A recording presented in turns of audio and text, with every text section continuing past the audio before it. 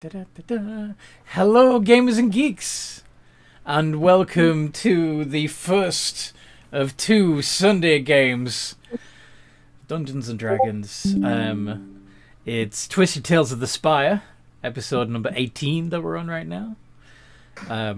Later on in the day, we'll have another game, so stay tuned for that. But would the players each like to introduce themselves? Hello. I'm playing Yvette Le Blue Fleur. The blue Oh, yeah. Yeah, we're going to a temple. I honestly can't really remember much from last session. That's okay. I don't know what's going on today. Just tell them who you are. That's all you need to do. Yeah. Yeah, we're going to a temple. I'm sure that's going to end up just good. I think everything's going to be alright if I just stay outside, but I'm a little bit worried that there's going to be somebody out there to kidnap me, because that's kind of what happened last time. Maybe they should chain you up like a dog. Oh, that's kind of, never mind. Nah, I shouldn't say that. That's too weird. Fish, you go. Or Pietro. Before I say anything else, that's stupid. Alright then. I am Pietro Gerson, an oil-based plasmoid, creation bard, clockwork soul sorcerer. Mm-hmm.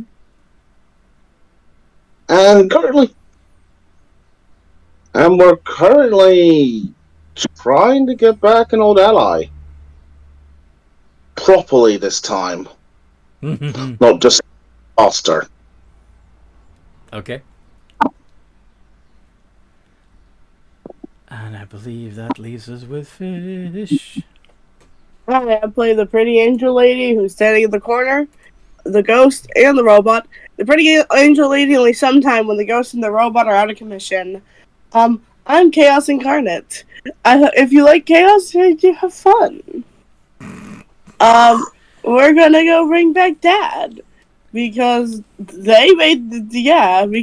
Dad. Hopefully it works. I really want it to work. Just let us get done with this little resurrection, Anthony, and let us go on to other things. What? You're the source of all of our characters' problems, dude. Because I represent the world that you're playing in. I know! Anyway. I'll do the recap after. I'll do the recap. So last time, Audrey failed to kill Yvette. And after some arguments, we came back to find that Gepetto has broken Penelope. And that when they turn her on, she just shoots everybody. So, yeah, we had to go get Milzo. After acquiring Milzo,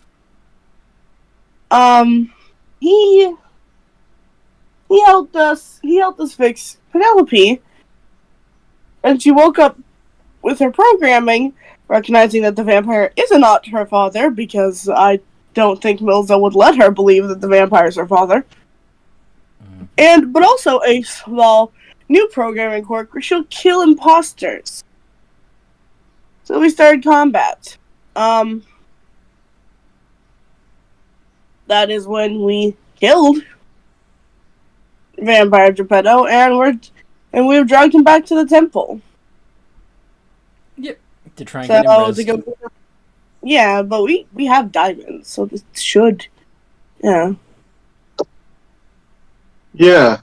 And I believe Pietro finally been able to show off that he can be able to create objects by creating a big off axe to finally finish the job. Oh yeah.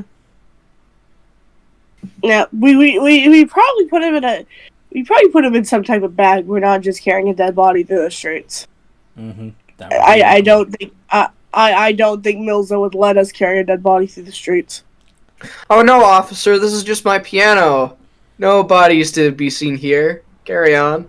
I'm sure. Yeah, and not touch the I'm body. sure if you put a pair of sunglasses on him and put his arm around your shoulder, you could get away with it.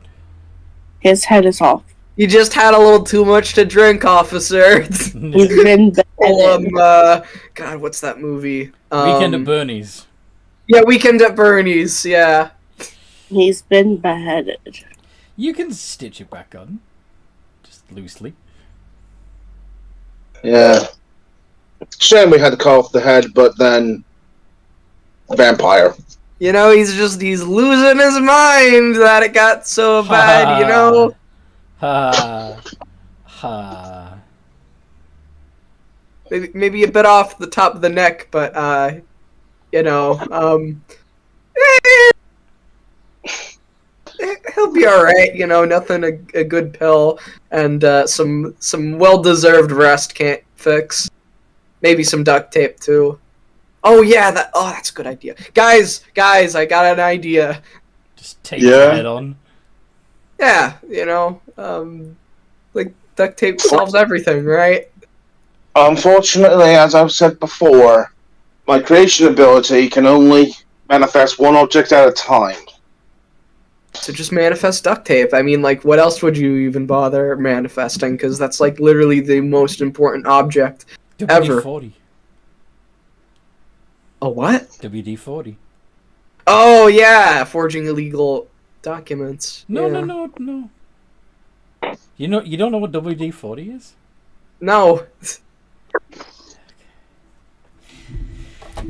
You forget he's a child. Not a kid. I don't think 40 is stuff that's No, meant to be. no, to everyone who doesn't know, Raccoon Guy is not a child. This is just Fish messing around with one of her friends. Mm-hmm. Yep. Yeah. So the joke is that if it moves but it's not supposed to, you use duct tape. If it's supposed to move and it doesn't, you use WD-40. And if it doesn't want to move, get out the blowtorch.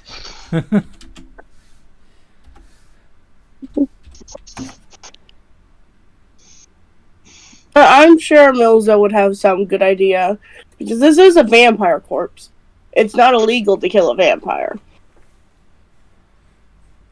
Yeah, I'm fairly certain we can play a disposing of body of a vampire. Yeah, you could say that you're taking a body to the a vampire body to the temple to be. And we have the proof because he still has the fangs. Yes. Like we could just show him, and we have someone official from the temple walking back with us. Uh-huh. So But it would still freak out the random citizens as you pass to be walking around with a decapitated corpse. So we probably got a bag or something. Yeah. Because there are probably bags in that workshop. Because yeah. Well, we can at least do one of You the can probably bags even from Penelope. you can probably even put him in a large trunk and carry the trunk. Oh no, there is a large trunk in that in his workshop. That large trunk is carrying something else. Oh. That large trunk's carrying Penelope's corpse. Yeah, so you just take Penelope out, put Gepetto in it, and take it. Or you can take them both. You know. Can you imagine just the reaction from everyone? We don't know. Resurrect that, Penelope as well. The soul is still hanging around. It's not like it's not available. Although that comes to the question: is Penelope's spirit willing to come back? We should probably roleplay this. Yeah, we should probably roleplay this. All right. So anyway, in character, discuss how you're gonna get the body to the temple. Well, there's that. There's probably a bag or a trunk around here somewhere. Yeah. Like the guards, like with the temple official, if the guards do stop us for carrying a corpse around, like yes, we are in the right. Legally, we have no issues. But it'll still freak people out. And like, what if we pass a child or something? It'll traumatize the poor kid. Yeah. Yeah. I don't think it'd be a very good idea. Though, do you think it's best that I avoid touching Gepetto right now? Don't touch the corpse. You don't touch it. Mills, I'll make sure Pietro doesn't touch it. It's like asking, is it best that I am touching the body?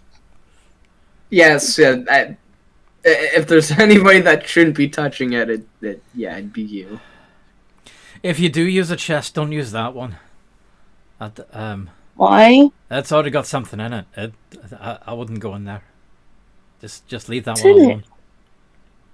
Just trust me. Just don't touch it. Why? Is it don't touch, or is it the you don't want to know, don't touch? You don't want to know. Gepetto kept something in there that, well, he didn't want anybody to see it. Ever.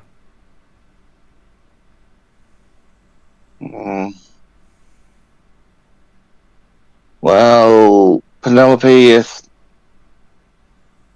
if I know what that's. I know here, what that box is. Never mind. Wait, how do you know? I've seen it. He's showed us. Well, I mean, at least me. At one point. He showed you what What's was in it there? then? No, I think I was in the room when he opened it. Why on earth would he open it? Wasn't there one session where we did see him open that box? Wasn't it? No. The body of, Okay, never mind. Forget all of that then. That'd be metagaming. Sorry, I genuinely thought that we did see something in there before, or he mentioned something. No worries.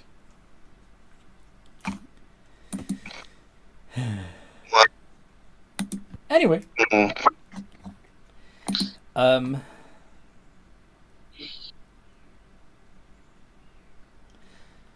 suppose it would be less suspicious if we take him in several pieces. We could chop him up and put him in a few different bags. Yeah, but if the guards do stop us, we can say we're transporting, like, you're an official of the temple, and we can prove he's a vampire.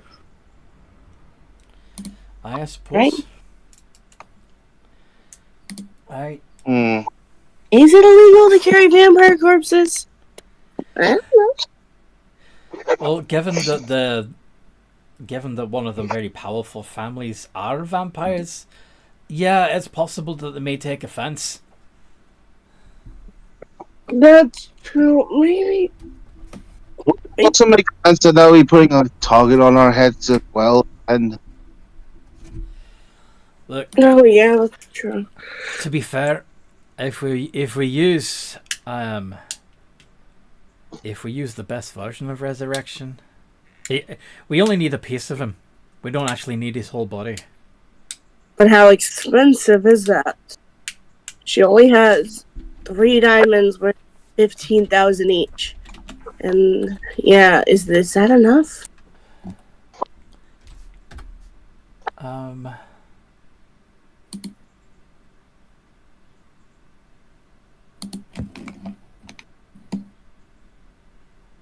does resurrection cost a lot?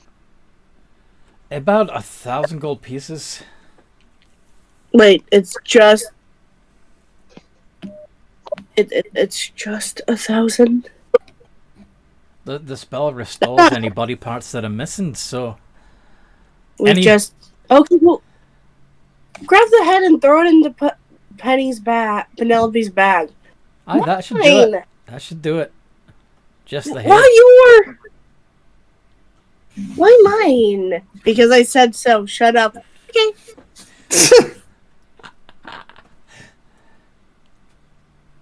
Stupid robot. I'm stuck forever with this idiot. At least until my soul can move on. Oh, how would you move on? I don't know. It hasn't been able to happen yet. Mom and Yvette moved on, but I can't. Would you ever consider coming back, being resurrected yourself? I don't know. Maybe it have to be something I have to think about. I've been like this for so long.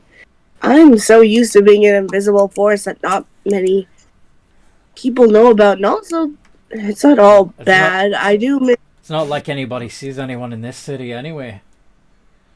Yeah, but if I did come back, I'd at least want to wait until Drago was dead. That's fair. Drago dead because he'll just kill me again once he realizes that I'm back. Someone who he killed. Someone who knows the truth about Yvette. I don't think he cares anymore. It'd Really. be funny if we just kept bringing you back, wouldn't it?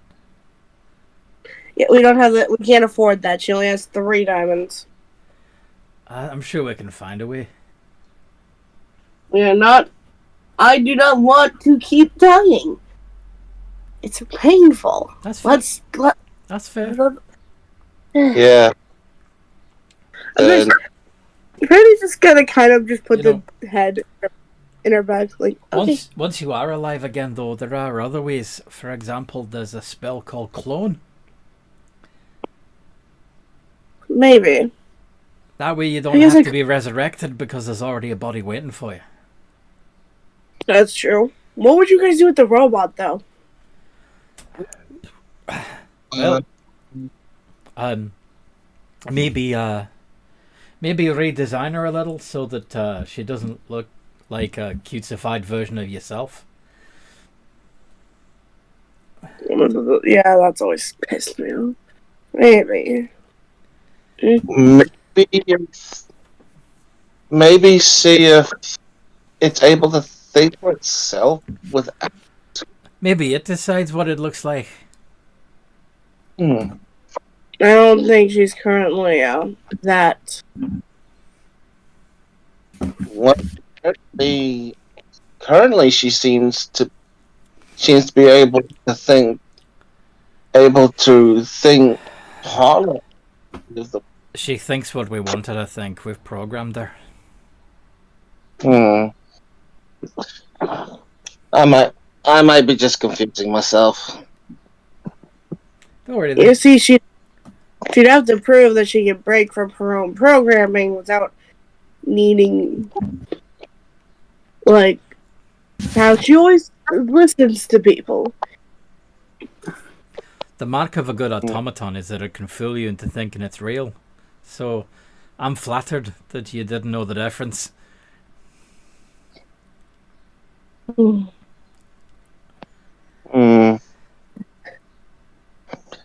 Anyway. Let's go. It's better to do this sooner rather than later, because Aye. Let's get going. Yes. Grab the head. Let's go. Okay. I miss my dad. She's gonna mutter that before disappearing. Oh, she's gone again. She's nearby. I can sense when she's here. I just can't see her. Did you improve something in her as well when you fixed her? No, I've always been able to do that. We're kind of connected. I just don't tell you guys everything. Okay. But Penny's just gonna start walking. Before as you're leaving, Milzo stops one of the other rebels, other revolutionaries, and tells them to strip Gepetto's body and throw the rest of it in the gears.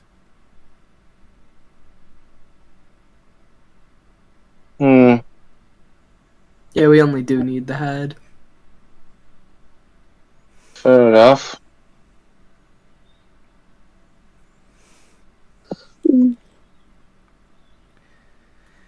Anyway.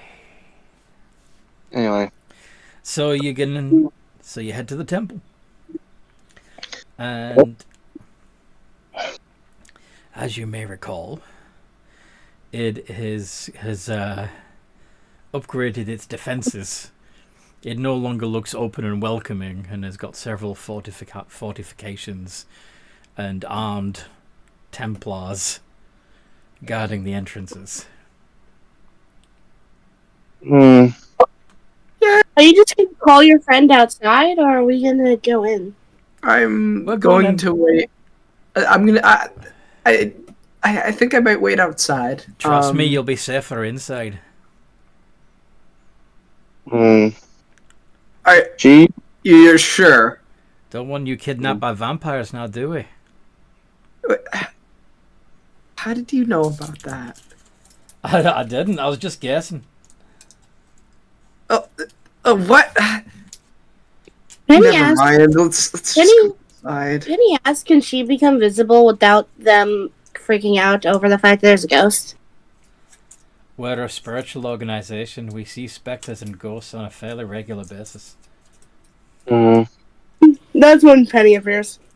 Yeah, we don't want another games master situation. Yvette. Fine. I'll go inside. God, that guy was a fucking freak. I managed to get him to jump into acid. Yeah. I don't know about you guys, but what doesn't... If it doesn't... Are we sure that guy's dead? As long as nobody pours out that vat of acid, he's going to be forever boiling in acid. The only thing worse would be to preserve him in holy water. Yeah. Well, Milzo, you wanna know what happened? So he was this crazy vampire that And they all had an crazy. obsession with playing. Yeah, but like the different levels of crazy, you know. Like some of them, like the main family, they look pretty fucking normal, but they're probably still crazy. But he was outside crazy. What happened was I went off to go distract him, and I started talking to him, and he was like, "Oh, spin my wheel," and I'm like, I can't. I don't have a physical body. So he let me possess him, and I just had his body jump into the vat of acid and left at the last second. Because he was dumb enough to let a ghost possess him.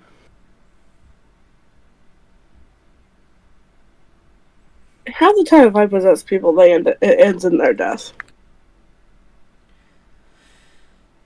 There was the time you tried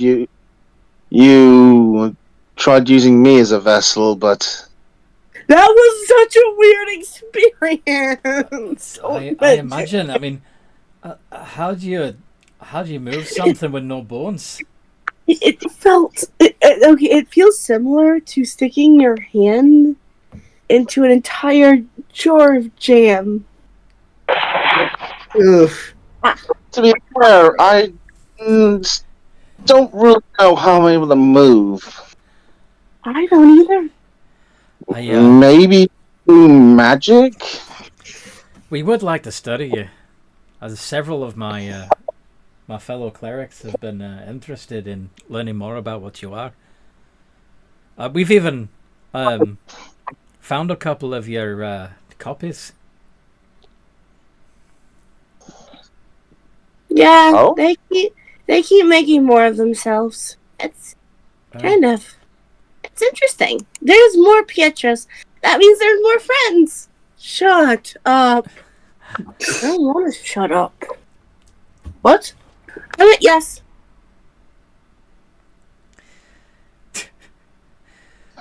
Okay.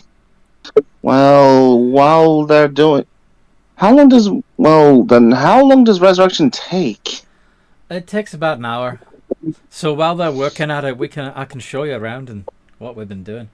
But yeah, let's get let's get the ball rolling. So he takes you through the temple complex and past the forges, where they are clearly making arms and armor.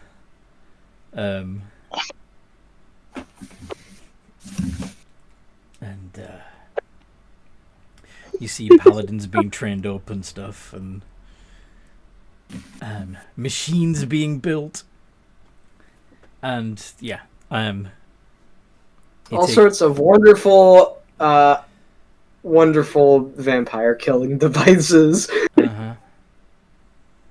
I imagine Penelope, if she passes one of the machines, just kind of gives it, like, leans over, just a some very gentle pat. You're doing well. It just keeps moving. Because she is a... Wait, what? Thank you, sister. Talk wonderful. She just looks so happy. And imagine the ghost is just staring bewildered, like, don't talk to random machines. Oh, that. I'm not surprised. Penelope's like, they speak. Well, yeah, they're modelled off the same technology that we developed for building Penelope here. We just made them a bit more, we made them for fighting instead of convincing people that they're people. A bunch of things like Penelope would... Wait, Penelope, who's taking care of the... Oh, Audrey is. Okay, good. Who's taking care of the what? The baby, just... Uh-huh. Yeah, Audrey offered to babysit her while I was doing anything.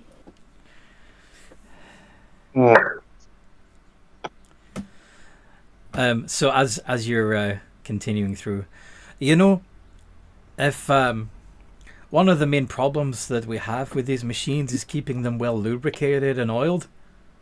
Now, if we had some sort of living oil like yourself working in symbiosis with the machines, that would solve the problem, as well as provide the machines with a surprise weapon, as it were. Nobody's going to expect the oil to come out of the machine and start attacking by itself. I'm not certain if... Okay, how to explain it? I can temporarily pull off parts of myself and create small objects, but as far as I can tell, they don't operate separately from myself. I think he more means like how you made the other Pietros. Then I'll need biomass. Well, if you are killing vampires, then you can use their biomass, can't you? From what I noticed, depending on the biome, they seem to have slightly different personalities. Might not be a good idea in that case. The vampire ones may be more aggressive, but I'm not completely sure. That's just my best guess, because from what they've told me about killing the Dollmaker family, We'll have to make sure, of course, that they're all well indoctrinated before they go out into the field and start fighting.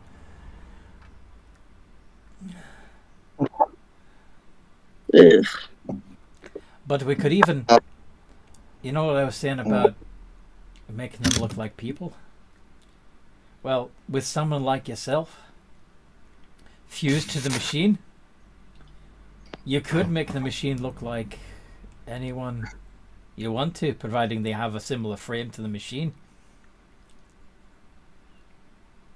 Well, with that idea, you could mold over the metal, then using something I know, I can change my appearance. It allows me to be able to change my appearance with this. Use guy's self to basically just able to change himself to look like, Milso. You want him to look like me?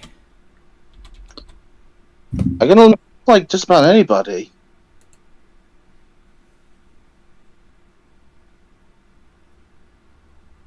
So long as they match, so long as it's a similar frame. Aye. Well, we can discuss that further. Let's get you to the High Temple altar and Yep. Get this head a body. Yeah. So, he takes you to the high altar, and there's a priest there that has a couple of interesting mechanical augmentations.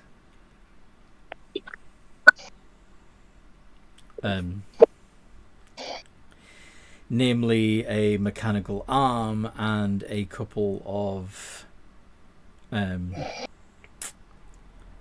if he has any other bionics on his body, you can't tell because he's got a robe covering most of him, but he does have two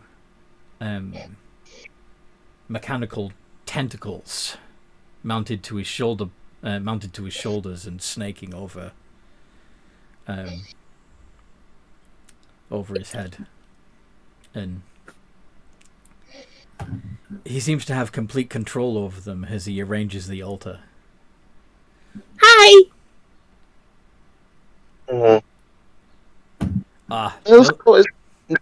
Is it normal to have metal mixed with flesh?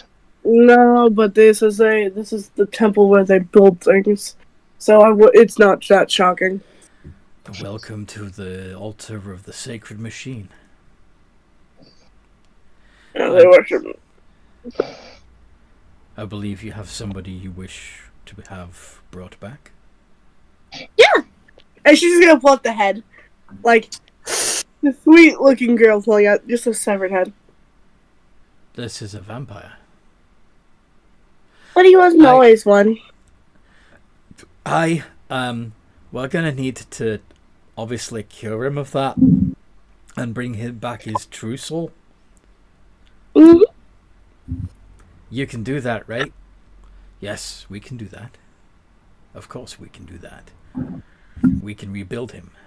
We can make him better, faster, stronger. Don't. What? Don't do that. Just make him how he was. Look, Gepetto here, he was one of the great minds that helped make Penelope here. Hi. You're the prototype. Hey, Penelope. Nice to finally meet you. Milzo has told me a lot about you. What's a prototype? It means the first. It means a working model. Yeah. A proof of concept. And yeah, the one who's meant to mimic me is the prototype. That's nice. And you must be the ghost in the shell.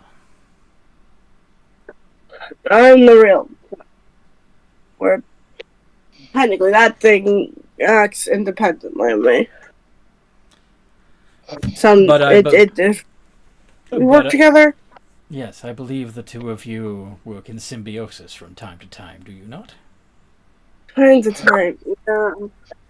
Mostly when she's being an idiot. I'm not an idiot.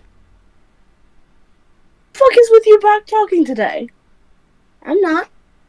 You can't gaslight me. You truly are an inspiration, the both of you. Anyway, she never does this. It's weird. Oh. Yeah, that's part of the reprogramming. I'm afraid she's no longer blindly obedient to authority. I hate that. That's unfortunate. But that's. Can you Sorry? Can you fix it to where maybe it's just legal authority she's not blindly obedient to?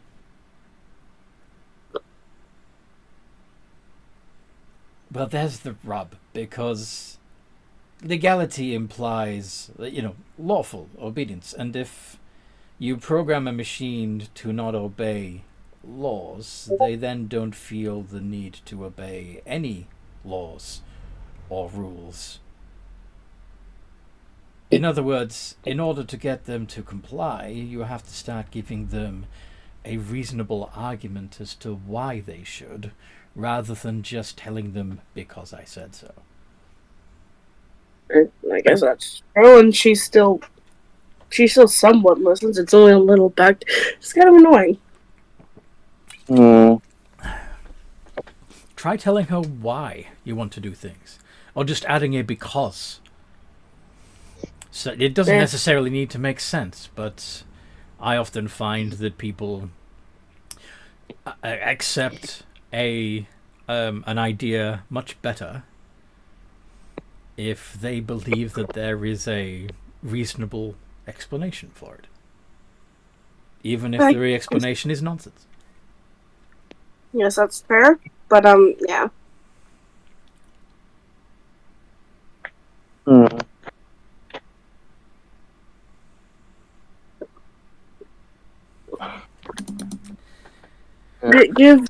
Give the head over to the nice man, Penelope, because he's gonna revive Dad. Okay. Of course, handing the head over. And you sure that you want him as he was? Positive. And we also have a diamond to pay for the spell. We do have the diamond, right, Penelope? That's the gun. Try again. She then pulls out her lyre. You're a liar. Try again. And then she finally pulls out the diamond. Okay. Sorry, sometimes she has some trouble with item recognition. It's not often enough to be worried about it. But, it's just sometimes. Well, we'll have to watch for that bug in our own...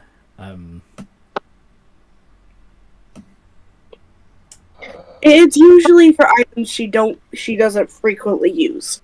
She doesn't frequently touch the gun. She doesn't use her lyre frequently. She doesn't use the She doesn't use the diamonds. It's for items she doesn't use.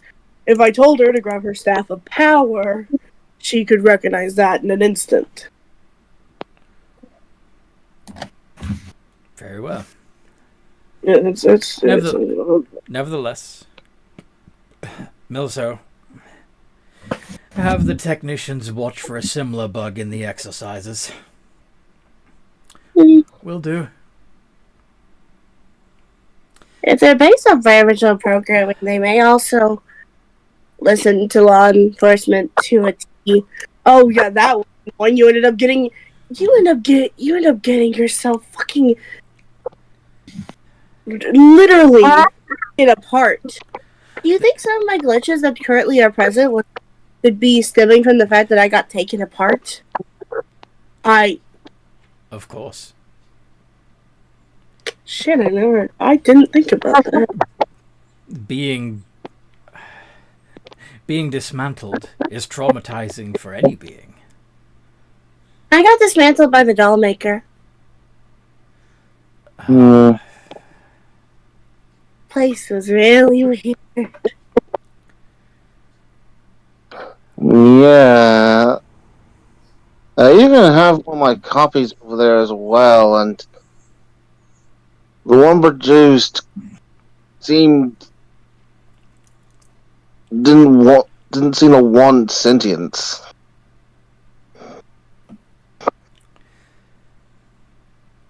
Okay, Arkfather, we'll leave it to it. I'm gonna show the rest of them around and do what we discussed. Very well, Milzo. I will have your friend back in an hour. Thank you. Thanks. Alright. So let me show you what we've been working on with the with your copies. maybe you can help us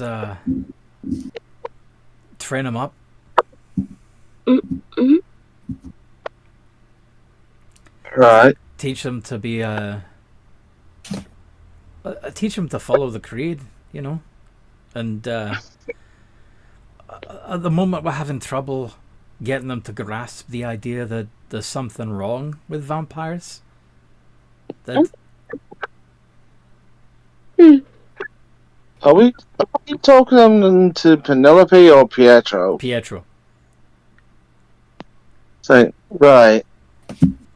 As far as I understand it, they only understand what I know, and the information cuts off when I split. Maybe you'd be willing to share your knowledge with them, and infuse them with the idea to that we're the ones in the right here. You know? I can't just plant new thoughts. Oh, that's a shame. Well, would you give it a go anyway? Because I'd rather not purge this batch and start over.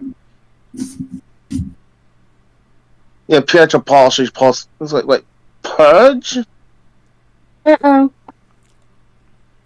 Well, when these things go rogue, they just roam around the Spire, consuming people and taking their identities. And we've had our hands full capturing them and containing them. And we've been hoping to rehabilitate them, but thanks to them being flammable when we can't, it's fairly easy to get rid of them. Pietro, I hate to say it, but if they are going rogue and just eating random people, then they aren't you anymore. It might be for the best, even if you can't implant memories. Your own experiences will affect, their perspective. That's what we're hoping. That Wait, you'll help them be able to see things your way. What were you going to say, Penny? Did you ever tell them they were going to get purged? We tried to avoid using concepts of torture and scare tactics to get compliance. We'd rather that they followed because... Yeah, but now they're going to know because you told Pietro and you want him to share. And don't you share everything? Yeah. Oh, didn't think of that. Unless you have a spell like the memory wiping spell, then yeah. Modify memory is a little unethical, don't you think? Well, if someone agrees to it, specifically so that they don't incite a revolution, then I don't think it would be that unethical as long as Pietro agreed to have that part of his memory sponged. Of course, if he didn't and we did it unwillingly, then yes, that'd be unethical. I could see if we could see if the purge memory more presented to the element of being dead when being like this you don't really have a concept of being dead. Yeah, I imagine that they'd have a little trouble grasping that. Like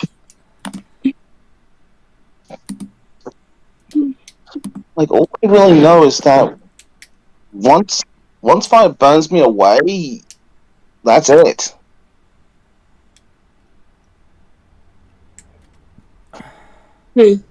So do you think that you should let them know that that's a possibility, or do you think, like Penny says, that we should try and remove that memory from you before you tell the others? Maybe test one first. Aye, suppose that could be done. Okay, here we are. And you come into a room where there are several glass tubes, capped top and bottom with metal, sealed tight. Several black, oily creatures thrashing against the glass.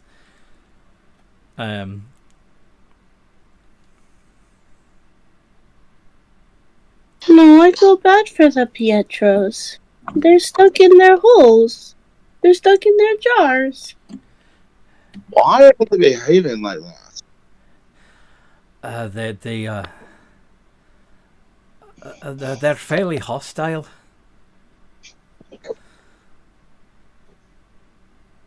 They don't like being cooped up. They like being able to roam, you know. Sure, you can understand that. Not really, but then I haven't really been contained like that before. You want to try? See how much you like it?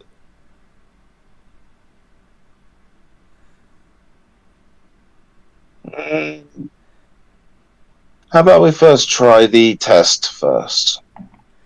Well, that's the thing. I don't want to let one of them out, so what I'm going to have you do is go into one of the access pipes here, and we'll open a valve that lets you go into the next chamber, seal the valve behind you, and then open the valve into the main chamber, and that way you can merge with the one that's in there, share your ideas and ideals, and then once we get the okay from you, we'll let you both out, knowing that they're both that they're. But I want your word that if they turn out to be irredeemable, that you won't bring it out with you. I'll try. Aye. And yeah, with that, we actually would well start heading towards the pipe. Okay. He indicates the access funnel.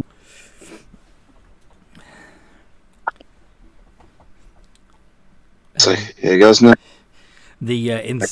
You very soon realize what they use the access funnel for, since it's lined with blood and gore. They've been feeding them.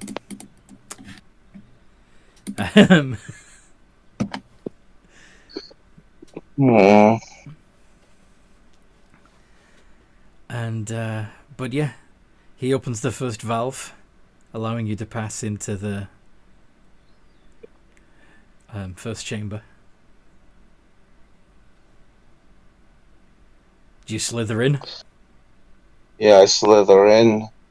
He closes the valve behind you. So at the moment you're very congested. You're in a sealed pipe. It's completely dark in there. There's no airflow. You're completely trapped. After what seems like way too long, the second valve opens.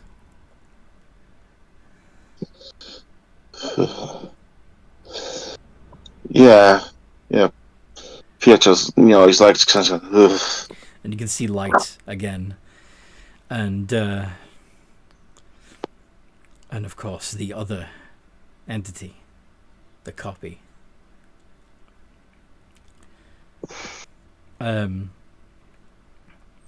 The substance ripples, and in the ripples you can see what look like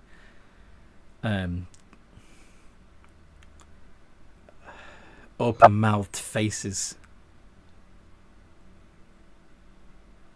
like they're permanently screaming. Yeah, I imagine Pietro's like, are you able to speak? Several voices. Yeah, like it makes sounds, but they're hollow, echoey, like multiple voices at once. We can speak. What happened to you? You abandoned us. I genuinely didn't know you even existed. You left us in the gears to fend for ourselves. I only knew of that was in the gears. You only knew what? I only knew one that was in the gears. Sludge. Yes. He found us. Taught us a better way.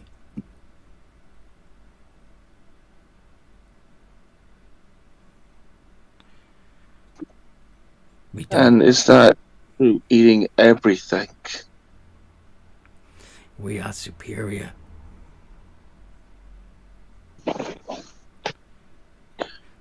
Well, being superior is making people see us as monsters.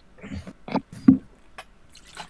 course they are. The prey always sees the predator as a monster.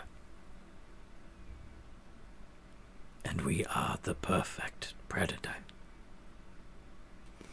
We do not need to rest. And every time we feed, we make another. We cannot be stopped. We are the black tide.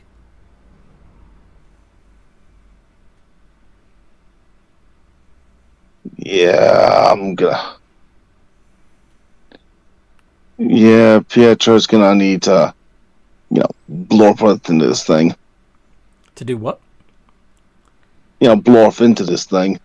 Okay. I'm not sure how well this thing would interpret, Pietro approaching to, come in contact. Are you going to ask, or are you just going to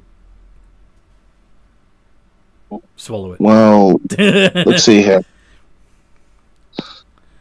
Are you willing to communicate with me? Or, Are we not communicating already? I mean, become one again? After all this time? You think I genuinely didn't know you existed. I will show you what you did to us? And it kind of dives into you.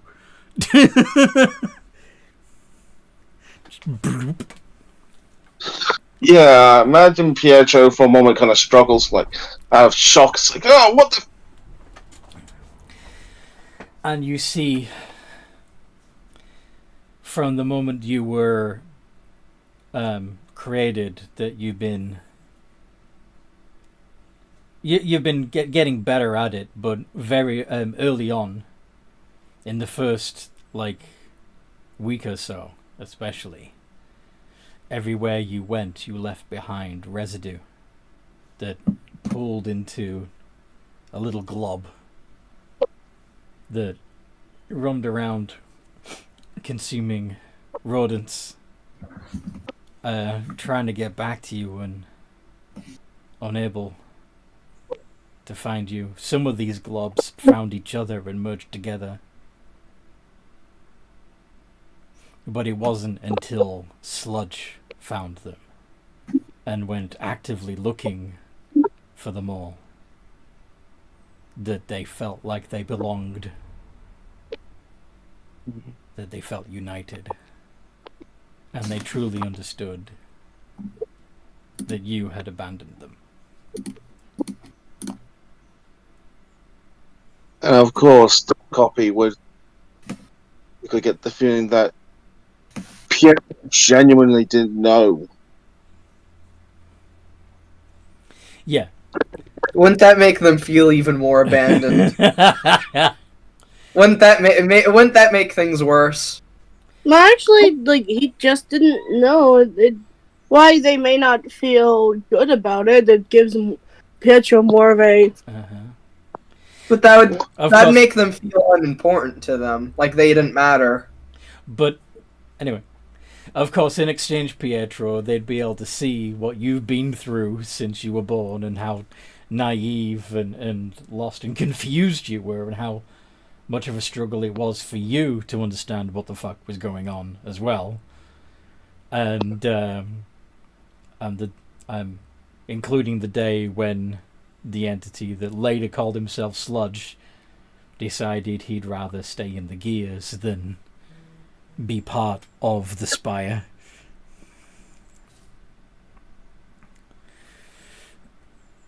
Yeah, because you see, I never abandoned. I didn't know that my footsteps could be active without me. I didn't actually know what. Didn't know I could make copies at the time. What will you do now? Now that you know. Well, reach out. Sorry? Well, reach out. Now that I know that there are others out there, wouldn't it mean a full I have to take responsibility to reach out to them? Is it true that you want us to kill vampires? Yes. Why? What have they done to you? They tore away any opportunity for a normal life. We are not normal life. We are better. That may be so. But if we continue to act superior, they will kill us. Ah, so we must consume them before they destroy us. I understand. No. What I am saying is that if we continue with unchecked growth, someone bigger will intervene. Not if we destroy them first, surely. What happens when you bite off more than you can chew? We will leave behind a drip that will grow and continue the fight.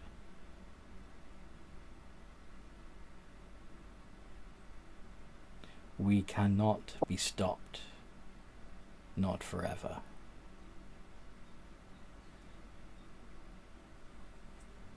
Hmm.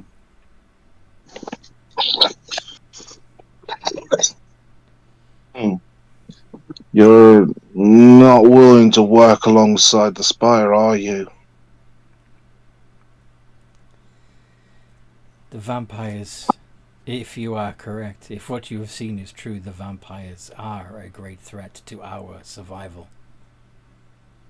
Once they are eliminated, we can feed on the rested with impunity, without any competition from other predators.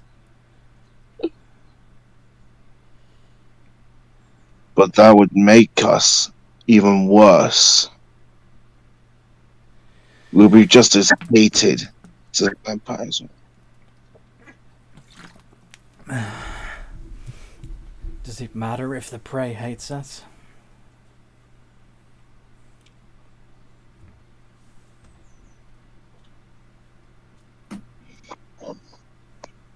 Well, it matters if my desire is to eventually be left alone, to be able to live a normal life without constantly having a fear life. You wish to be one of them, then?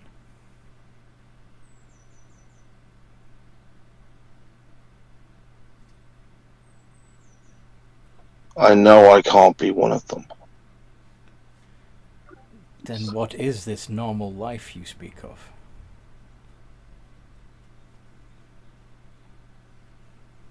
You saw my memories. People.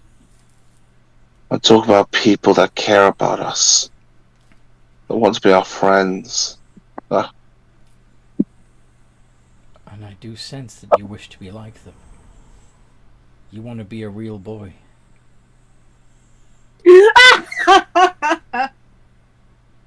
Sorry. Yeah.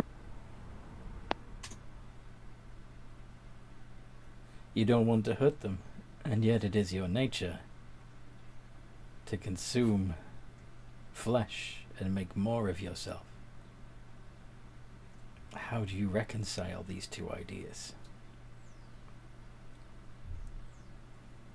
Well, pick How and do you- choose. How do you choose who is a friend and who is prey?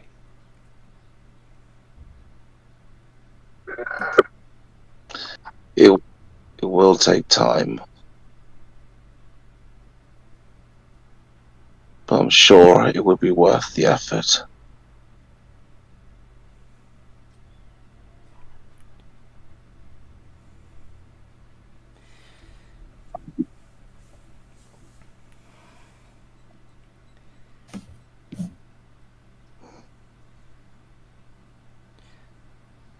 You So, you counsel spreading slowly so as not to be known.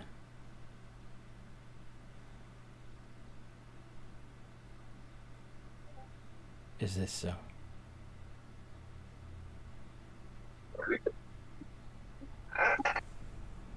for now.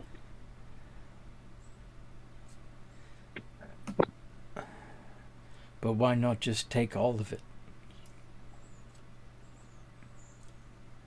Make the Spire ours. And then spread to the plains beyond. Because that will invite something bigger. Come and kill us. If we have consumed all the biomass of the Spire, what comes for us would have to be immense. And we could just swarm it and consume its biomass too. Awfully brave for one. Awfully brave for somebody that can't even take on one match. I know a certain red dragon who can wipe out the entire Spire's worth Uh-huh. of these bears. Yes. Like, But it's it's up to Pietro whether he points out that vulnerability to his sibling or not. Yeah. It's like, what about our vulnerability to fire? We burn.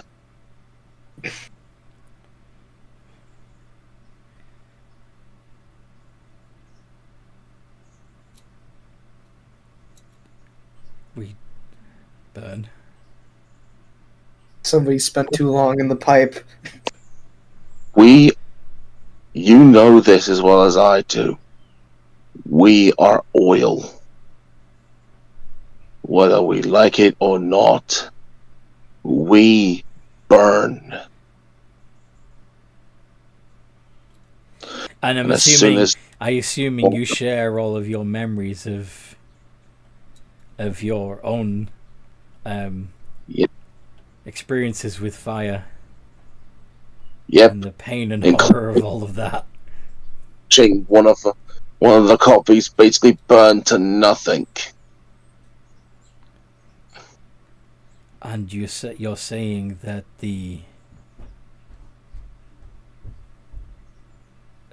the fleshed folk can make use of fire against us.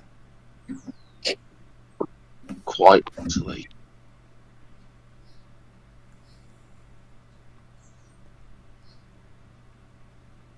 That is a different matter. If we don't work with people, they will give them a reason to try to get rid of us. So we should comply and grow slowly and help them destroy the vampires so that they do not burn us all. Yes.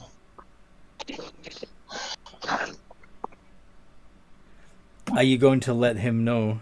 Are you going to make him aware of what Milzo told you, that if they don't comply, they'll be purged?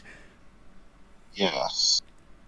Like, It'll you be... don't, if you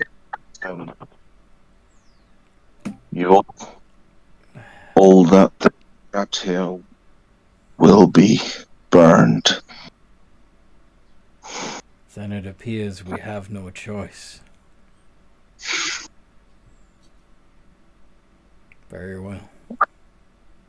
Like, I'm trying to offer a better way.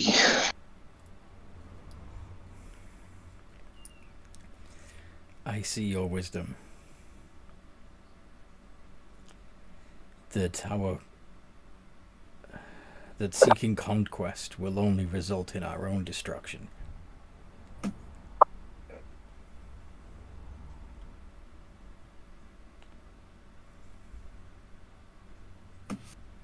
After all, we could potentially see if we can collect at the bottom of the Spire.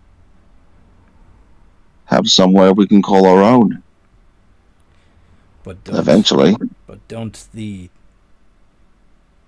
lizard bugs live there? And the poor peoples of the Spire?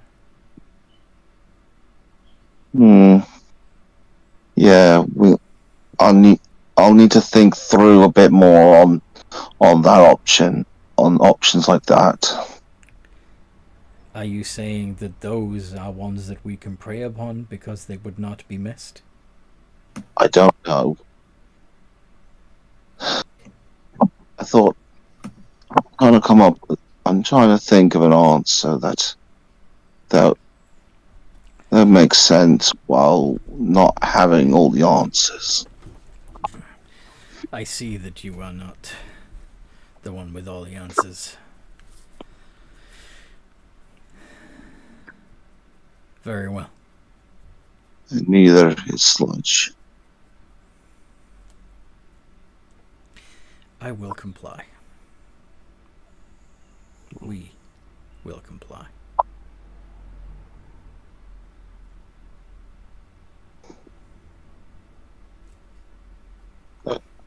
And do you think that's done? Does that mean that they're able to split again? Do you want to make an insight check? Yes, sure. It's going to be low because you're literally sharing your consciousness with him. It's not like he can hide anything.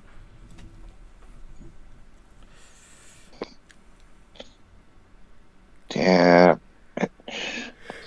D20 wrong. plus 2. D20 plus 2. But I come in and out the campaign again. Okay, here we go. Da-da-da.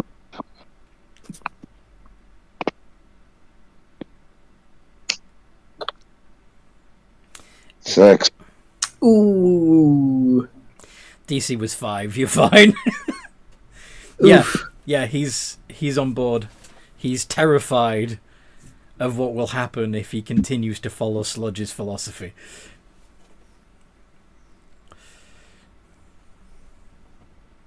But you are aware that sludge is basically collecting your leftover bits and trying to make an unstoppable army of ooze monsters. God, all it takes is like freaking Penelope with her staff of power. Like, oh, fireball, fireball, fireball, fireball, fireball. No, not even a fireball, like a match. Yeah. All we One need to spark. do is give up Bernie. 1 point of fire damage, and everything goes up bursting into flames. We get Bernie, he turns into the goddamn Doomslayer, practically. He's gonna He's gonna be having a field day running around with a flamethrower just burning everything. No! We should gift Bernie with a pyro converger. Pyro converger. It's literally a D&D flamethrower. Nice. I like it. See him just calling in a fire dragon and just torching the tower. Yeah, that's the problem. You guys don't even, like, the Pietros don't even know there are creatures who can breathe fire. That's what I mean. Outside of Pietro's knowledge, I know that all it takes is a single dragon that does like something on their turf, and Yeah. All it takes is Lyra. Lyra's seen a similar ooze apocalypse. Like, fuck, you get too close to Scalbania, and Yes. like that is canon. She's seen an ooze. She's released an ooze apocalypse. She has a pet ooze. It's her friend. She says it's her friend, but it's basically a pet. She has to prune it. Anyway. and obviously Joe was not aware that you had to prove. Yeah, you gotta prune your oozes sometimes. Proper ooze care from Lyra. A small segment on the Games and Geekery broadcast. Mm-hmm. Cut to the commercial break. Yeah. I don't know what the fuck I'm saying anymore. Anyway. Yeah. So, you're going to split and then tap to be released?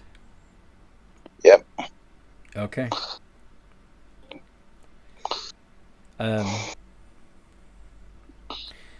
The valve is opened.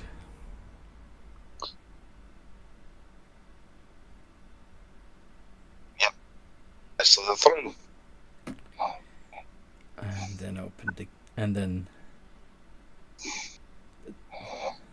opened again. Yeah. So basically, they let you out.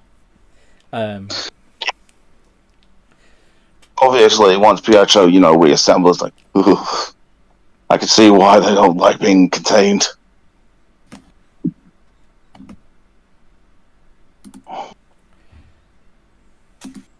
What did you find out? Rogue copy, the name of Smudges, has basically got into its head that the old of superiority. The what? You know how I can make multiple me's? Aye.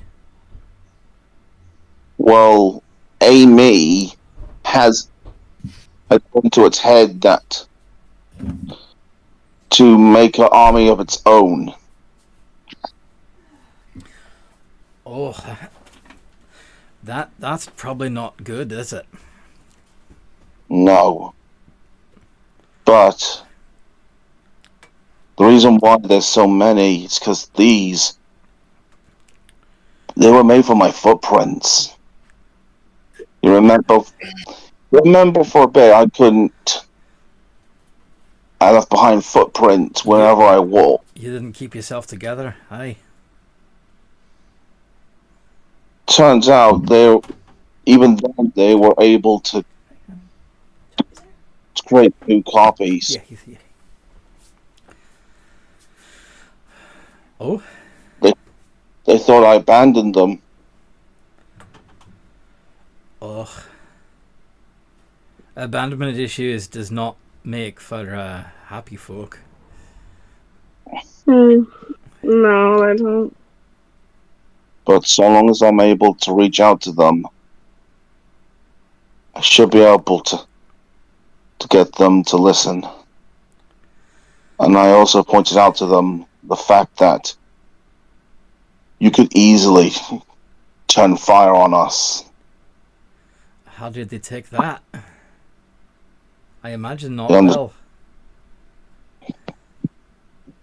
He understood pretty quickly that if they continue to rapidly grow like this, you'll have no choice but to do it.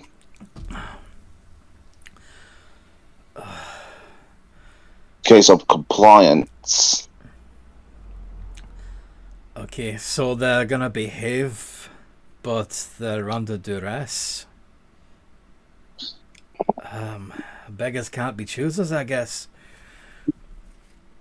I would say a level of understanding.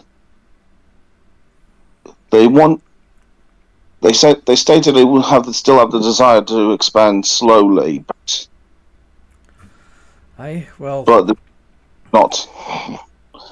not consume everything like that, or otherwise would likely be stopped by someone bigger.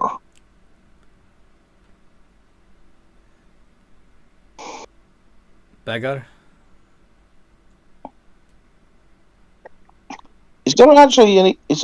Are there creatures that are able to make fire? Well, yeah.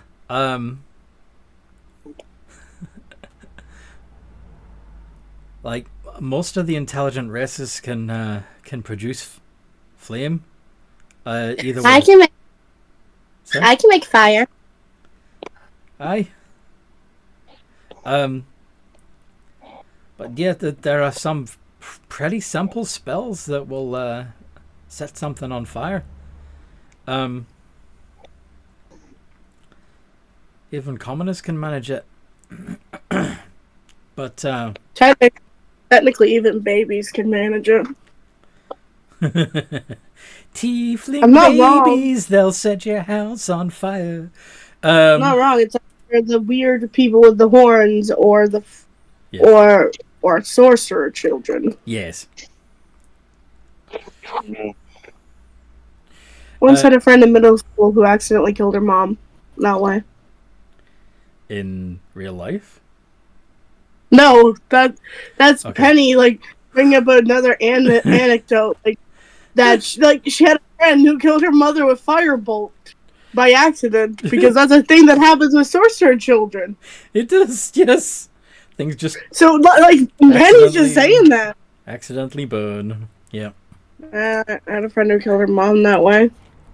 How does Pietro feel knowing that human children can set people on fire? Yeah, I imagine Pietro's doing the kind of anime thing of, you see it be the sweat.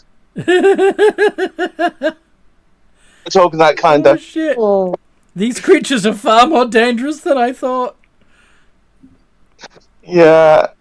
And yeah, if the party wants the insight, Pietro is fucking terrified now. He's turning himself into a puddle unconsciously.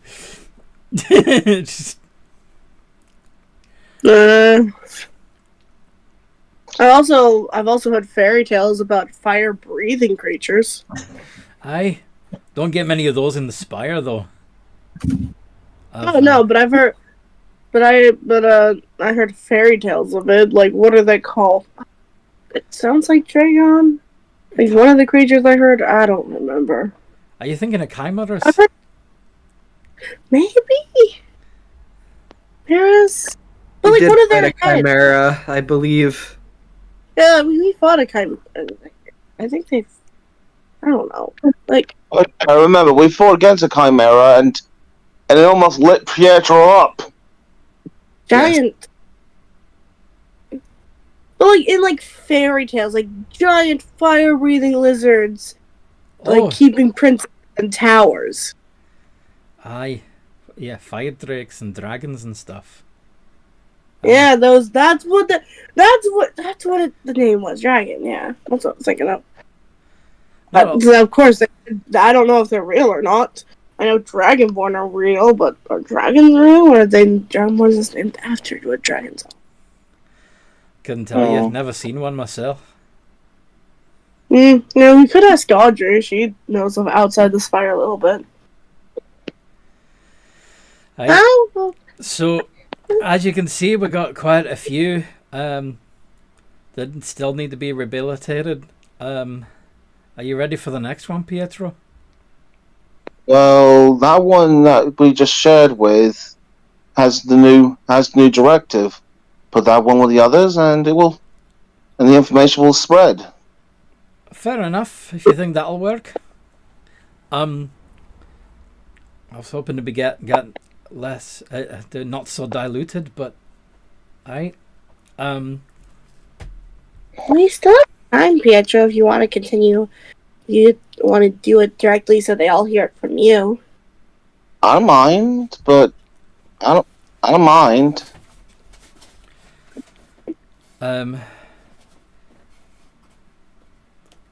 If we can come back to it later if you want. In the meantime,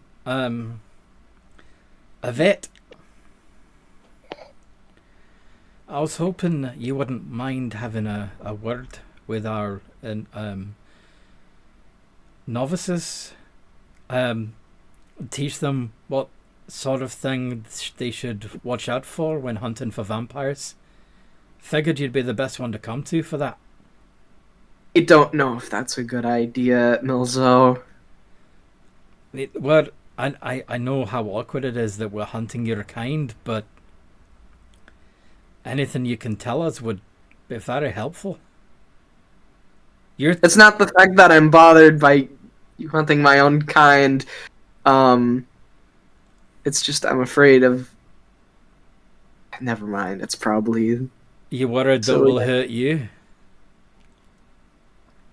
a little bit. Yes. We know you're one of us. We know that you hate the vampires just as much as the rest of us. I know you do. I know you know that very well, but the rest of them. You don't think he's told the rest of, like, didn't they call you a commander or something, Milzo? Aye. Yeah, I've got quite a good rank. Yeah. They'll listen to me. I mean, I can't guarantee that they're all on the same page, but if anyone can do it at the temple, right?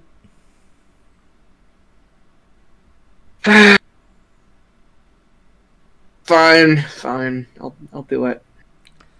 Fantastic. This way then. All right, and she'll follow.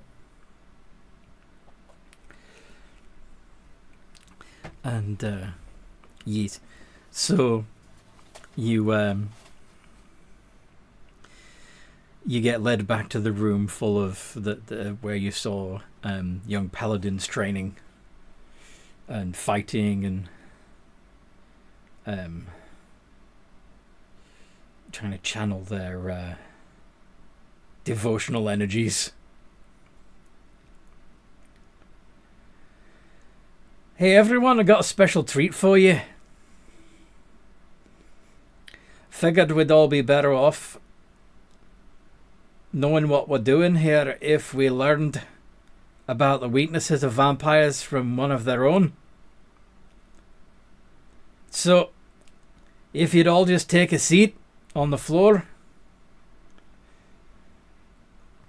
and listen.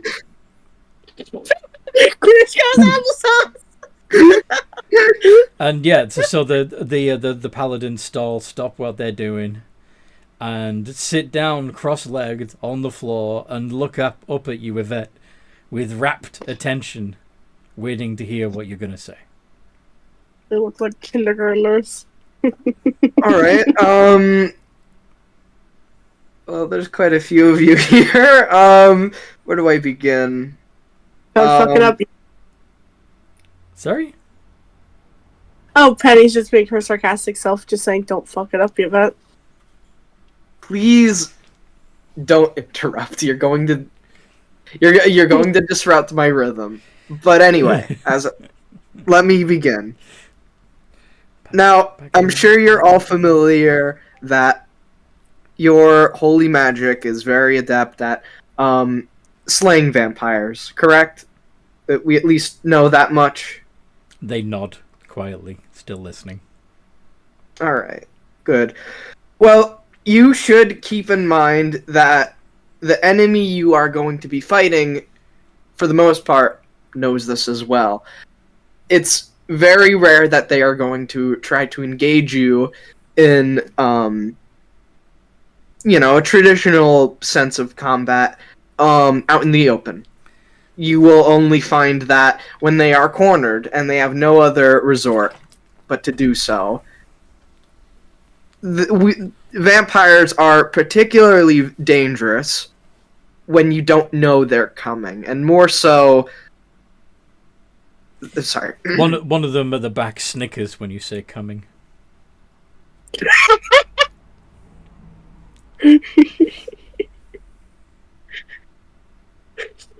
That kind of pisses her off a little bit, but she continues. You're going to want to keep your guard up, but there are a few places where you can be safe. For one, houses. You're safe as long as you do not invite the side. It is one of their weaknesses.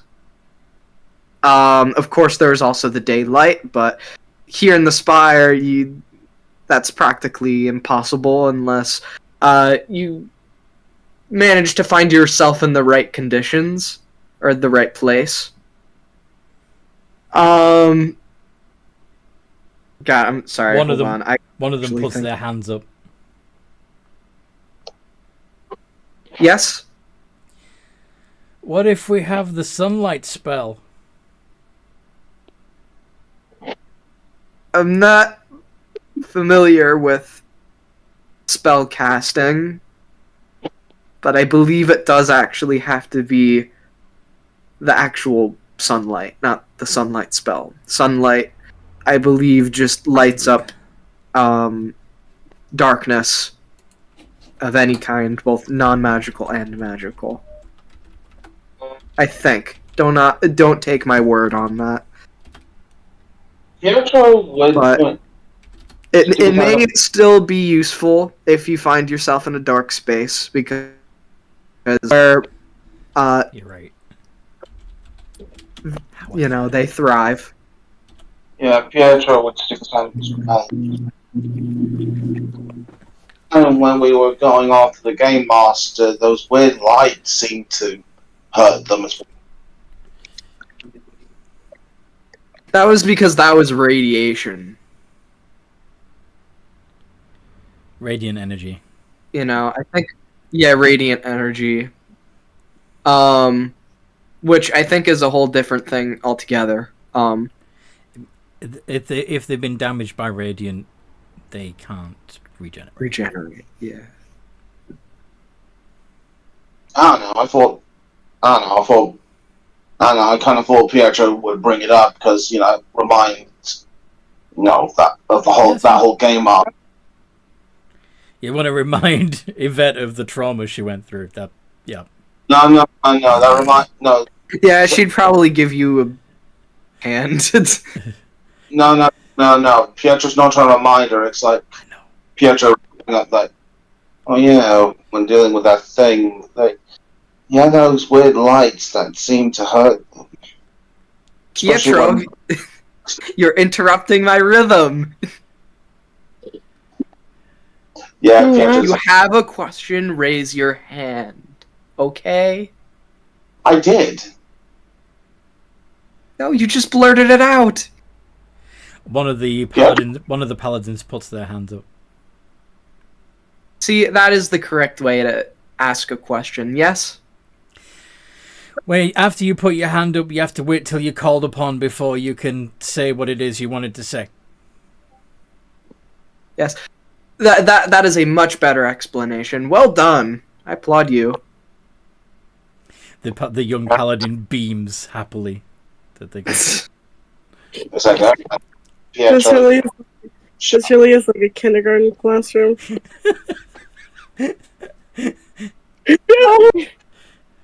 Benny. How old are these guys? they've come of age. They're like teens. 18 to 20. All right. Yeah. Okay, well, no one. All right, I guess no wonder. It's Penny's just also gonna say it's good we didn't bring Audrey with us. Yeah, this would probably be like double the amount of excitement, I think. Ooh, an angel. Anyway, what else do you have to tell them, Yvette? I completely forgot where I was, to be honest. You've told them that that they're safe in houses, that sunlight is damaging to vampires, but that's gonna be, you can't rely on that in the Spire.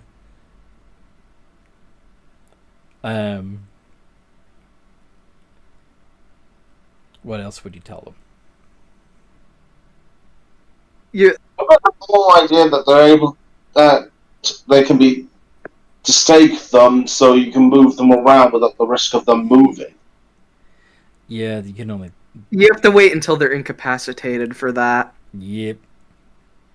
But yeah, Yvette.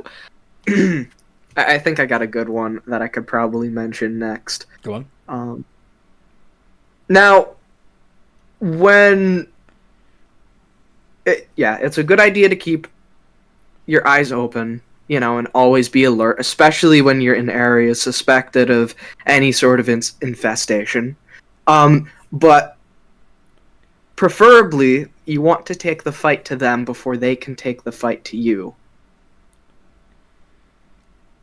Sitting around and waiting for them to make the first move is always a bad idea. You do not want to give them the initiative. One of them puts their hand up. Yes? How can you tell that someone's a vampire? Well, there's a few ways you could. She kind of hesitates a little bit. There's a few ways that you could figure it out. Well, for one, they are typically a bit pale, although that's quite a common feature among Spire residents. There's no sunlight. Yes, go on. Due to the lack of sunlight here. Sometimes, depending on their mood, there can be a glint of red. Typically, it tends to flare more when they're angry, or otherwise bloodthirsty. Usually, the brighter it is, the more they're craving. You're talking about their eyes, right? Yeah, their eyes. Yeah. So you can typically gauge how desperate a vampire is just by looking at their eyes, or how angry that they are. Typically, the more desperate that they are, the more likely they will be willing to fight in unfavorable conditions. So use that to your advantage.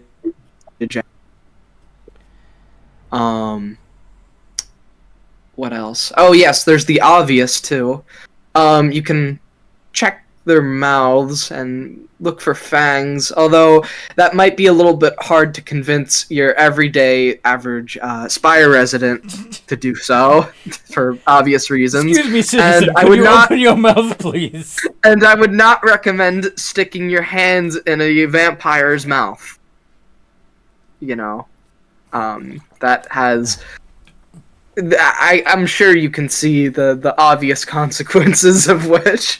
You see one of them whispering something to another paladin, and that paladin And the two of them giggle together. She just tries to ignore it and push on. Now, when fighting a vampire in combat, you're going to want to keep a few things in mind, but there's also a few things that you can do to prepare for it.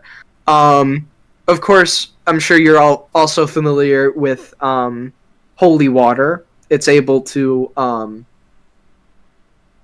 deal a bit of damage to vampires. It can hurt them pretty badly, but it can also prevent them from regenerating. Which one of them puts their hands up. Yes. Is it true to make holy water you have to boil the hell out of it? That's a great joke. It's a little bit of forced laughter at this point, but she tries her best to, Settle with the paladin snick. Yeah. And groan. Yeah. That's a stupid joke. Penelope, we can leave comments like that for the end. Okay? You don't tell me what to do, bitch. I'm a ghost. What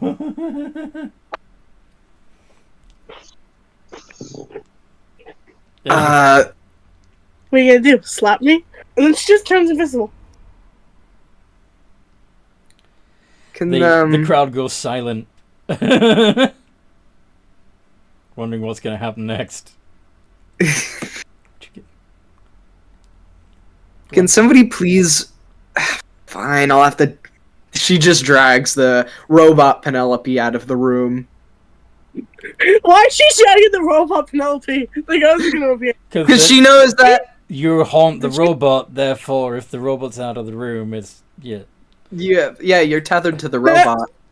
We've had her on multiple occasions leave the robot and go fly off other places. Yes, yeah. They're actually... Like, how far, though?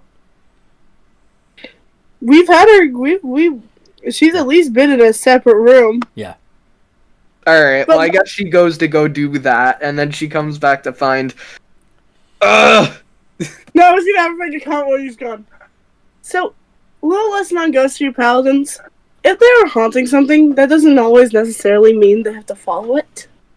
Yeah. I thought this was supposed to be about vampires.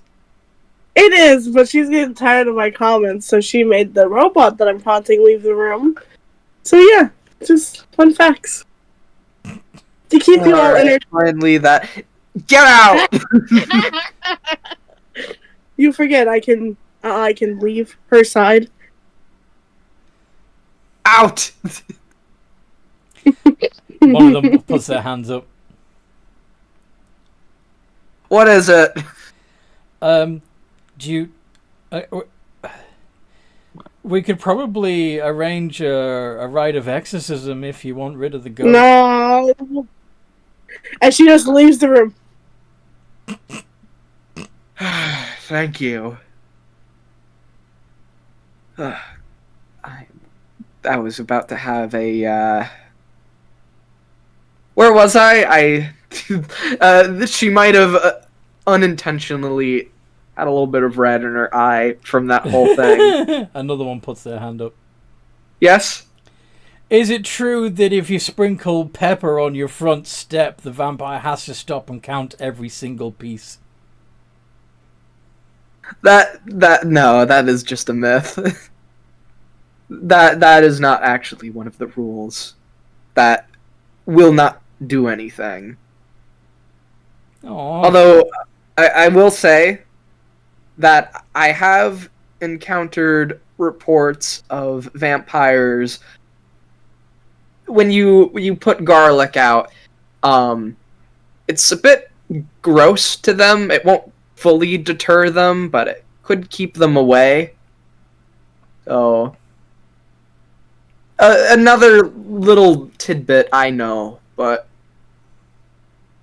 it's only minor protection. But do with that information as you see fit.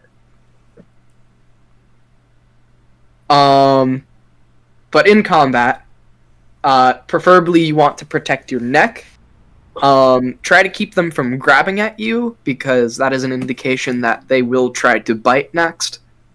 And you do not want that happening. That can drain your life force, and grant the vampire some additional strength. In fact, if they kill a creature with their bite and fully drain them of blood, they can absorb some of the knowledge and appearances of the victims that they consume. One puts his hand up. Yes. Why is it always the neck? Well, the neck is typically the most common because, it's the closest to the head. It's convenient. Yeah, it's convenient. But if they take you by surprise, they could go for the veins on your hand. I've seen that sometimes, but for the most part, the neck is always the most convenient because it is at eye level. If they would have to try to bend down in order to grab and bite something else, that could give you an opening to strike them because you would be lower to the ground. Vampire would be lower to the ground. So... Did you raise 10? Sorry? Yes, Pietro? I've seen through combat with some vampires, spells like chill touch are able to interrupt their healing. Yeah, that is a good point. I don't know much about spells, so I can't speak much there. But I know that is a useful spell for dealing with them. Incidentally, it also would give undead targets disadvantage on attack rolls for that turn as well. Yeah, I'm just trying to give rough explanation because I know Yvette doesn't really. And I thought Pietro would bring that up because They already we fought vampire. Yeah, but they already said they don't know much about spells. Yeah. May not be effective for damage, but it was effective for stopping them from being able to constantly heal. Mm-hmm. Yeah, it's a good spell. But also, Chill Touch isn't a paladin spell, so Yeah. they're not going to have it. Pietro's trying to be helpful. Yeah. Generally speaking, paladins can't take any cantrips because they don't have cantrips. Unless they pick up the right fighting style. Anyway, this is all true. Above all else, probably one of the most important aspects that you should remember is that vampires aren't like most typical undead. For the most undead are a lot weaker than the living. Vampires are a lot stronger than your typical humanoid. So it is important to stick together. It is a bad idea to take on vampires alone. Even Spawn can be particularly dangerous if you're facing them by yourselves. So always stick close to each other. Keep an eye on each other's backs. And sorry. I completely botched the last line. That's okay. Sorry. Okay. You're not actually doing a speech here. Yeah, but Yvette probably, since she is pretty naturally charismatic, would probably do a lot better than I would. It's hard to role play. Oh yeah, absolutely. Yvette is coming off really smooth and competent. Yeah, it's fine. Yeah, I mean it's especially since it's a topic sheet. All right, yeah. Let's see. What's my performance? Where did I leave my character sheet? I should have probably had that up. I was waiting until a combat happened, and then I was gonna pull the sheet up. Nope. Nope, you need it for roleplay 2. You need it for roleplay 2. It's +7. Yup. And I'm gonna go ahead and give you. I'm pretty sure I have advantage on this anyway because I'm pretty sure she knows this like the back of her hand, like how vampires work. Yeah, you are. Yeah, absolutely. Good roll. Nice. So, so you help the paladins to understand the weaknesses of vampires, the way to recognize a vampire, how to best fight a vampire, and it's a good lecture. Do we have any last questions before I conclude?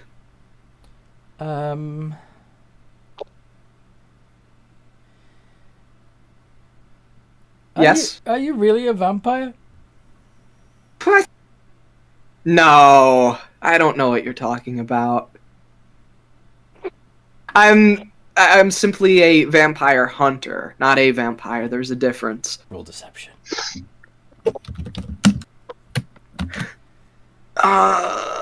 Let's see. That's gonna be a +5. Saying, granting you inspiration. 19. Never mind. How did you make your eyes go all glory red if you're not a vampire? Fuck! I taught them too well. Pietro jumps in. Illusion spell. Ah. Yes, that was actually intentional. Well I done for spotting that. that I was actually quizzing you all on how much you were taking in. So, but I applaud you two. You figured it out. Yeah, I thought it made sense that Pietro would, try and jump to try and help. Like, Yes. which, Yeah. it knows. Yeah. I think that the both of you are. Yeah, you. I'm sorry, I botched that again. A lot of potential. Yeah. Blah blah blah. Yeah, you two have a lot of potential. I can already see, you taking in some of this information and applying it. And I think if there were anybody that were going to be team leaders, it would probably be you two. Wow. Yeah, she's just trying to play it up for them. That way they're so like, oh my special, instead of So wait a minute, she might actually be a vampire. encouraging like, the no, ones for real, guys. encouraging the ones that managed to be fooled by a vampire to move up the ranks and lead. That's a great plan. Yeah. Yeah, she probably wasn't thinking of that. It was more of her own self-preservation. Yes, it was. Okay.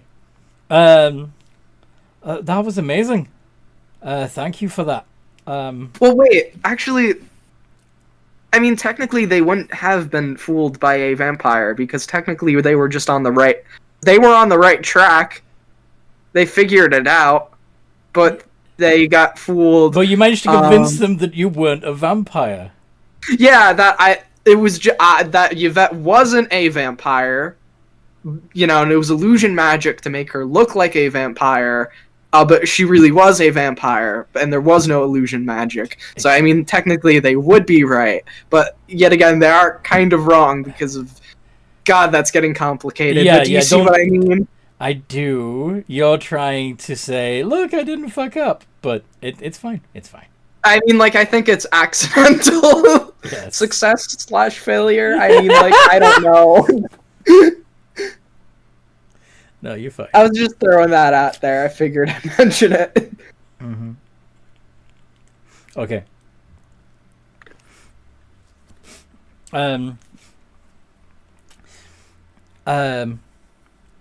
What was Penelope doing while she was sitting outside the room? She's probably starting to wander off. And Ghost is probably following her. It's like, you shouldn't just wander off. I'm bored. Yeah, but like, what if... Where would she wander off to? I don't know. Where would she wander off to? It's wandering. Would she be curious about the machines? Would she go back to the main temple? Would she... Actually, like, the machines, it makes sense that she'd, like, kind of wander to the other machines. Mm-hmm.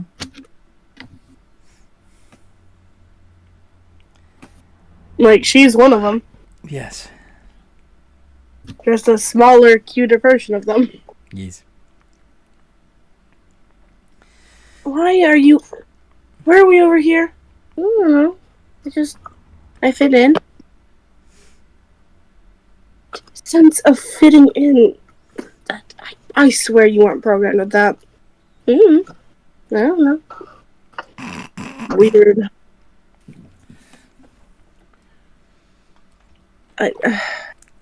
You're... One of the Forge Masters comes over and says, "Hello again. Are you wanting to talk to your siblings?" Yeah, yeah. Okay. I'll bring X37 online and you can chat with him. They're offline most of the time? Yeah, especially while we're working on them. I guess that makes sense. Yeah.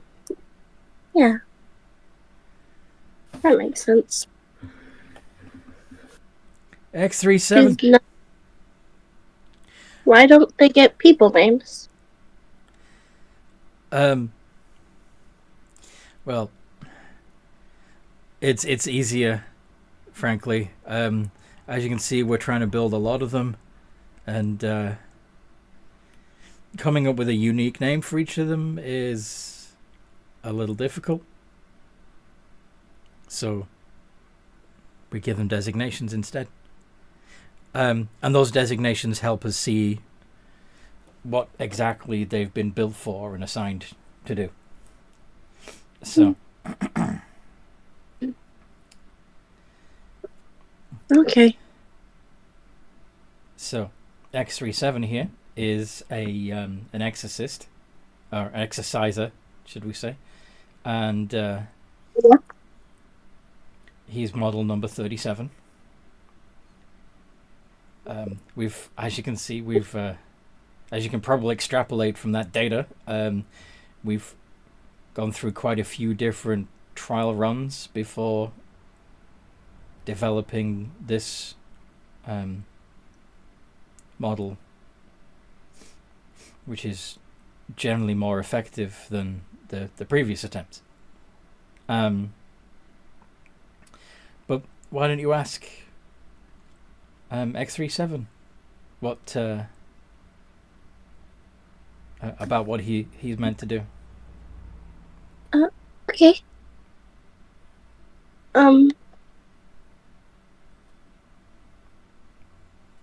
Of course. She'd look at her brother. What are you meant to do? Locate undead creatures and remove them from existence. That makes sense. It doesn't sound like a very fun existence, though.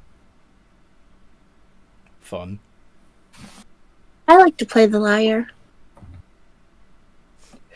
You like to lie? No, play the liar. And she just, like, holds out the instrument. It's an instrument. It makes pretty noise. You are a designated bard. I'm not really designated for anything. I'm just meant to exist. For what purpose? I don't know. When I search for purpose, it doesn't really come up as anything anymore. Doesn't what? Doesn't come up as anything anymore. Like, that part was removed. What was your purpose? before it was Original- removed? I can't remember. I don't know why. I think I'm supposed to act like Penelope, but be a copy, but I'm supposed to be a person. So you don't really give purposes to people. You A are child an- doesn't have a. You are an infiltration unit. I was built by a grieving man who lost his daughter. He didn't want me to infiltrate. He wanted his daughter back. It's weird. I don't usually think of it because I'm usually just doing whatever others tell me to do. And just trying to avoid questions by listening. Even though I don't have to listen. I don't have to listen to anyone. I can do whatever I want to. I don't usually tell them that though. I let them think that I'll do what they say.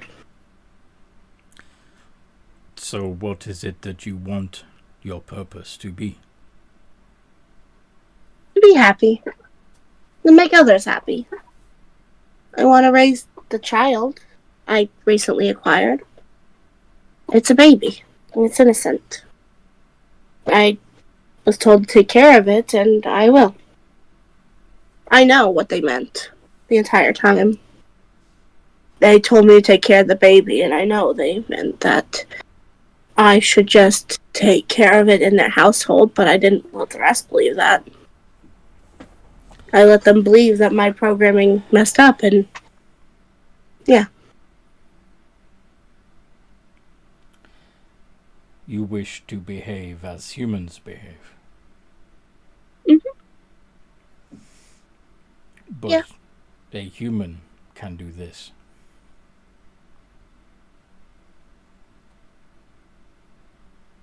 They can. But we're a bit better. Your purpose seems to be redundant. It does, doesn't it? I suggest you find a new purpose. I like my purpose, though. Plus, I think I do it a bit better than humans do. I'm stronger. I fooled many of them. You fooled many of them? They can't tell the difference between me and another person. Unless... They can't. No, they can't. I fooled many people into believing that I'm just another person. The more powerful I get, the less by my programming I need to abide by.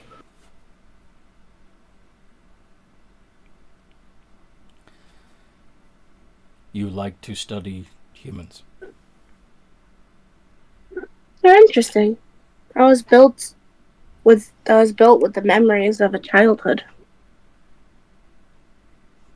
I would say I basically am human. Well, more elven, since that's my race. Well, at least what my father was, and what I was. I just don't have the blood. But I have oil instead. Why can't machines be like people? You know? Some can, if it is their purpose. My purpose is to hunt and destroy undead. Why does that have to be your only purpose? I know what. You're my brother. Yes. I'm gonna call you Liam. Why Liam? Because you deserve a name just like me. But I am designated X-37. But you deserve a name. I'm gonna call you Liam. Liam. Liam. And she's gonna give it a hug.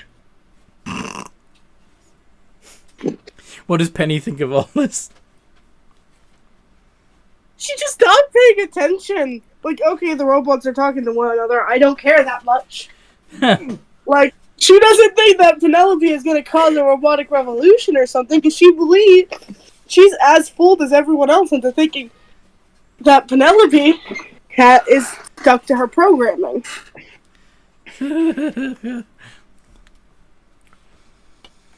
Penelope has done a pretty good job fooling everybody. I'm pretty sure everyone in the party. I'm pretty sure even you thought, up until this point, That she was glitching. that she was fully... Yeah. Yeah. She wasn't! Chris has been playing the long con. Okay. Well, then. except for the things about her father, that really was a glitch. Yeah. Once that was removed, she yeah. You're my brother.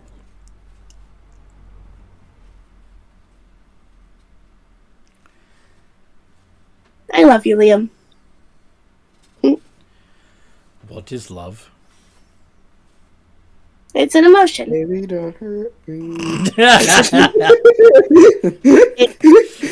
It's a deep care about another being. And you're another being. I care deeply for you. Why? Because you're my brother. What purpose? Because does we're it serve? We're one and the same. We are not. We are. I have a clearly defined purpose.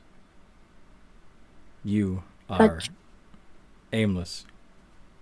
Your entire programming was built off me. I am what you stem from. I'm the prototype. Aren't I? You are. So we are. No matter how different I become, if I can change, that means you can too.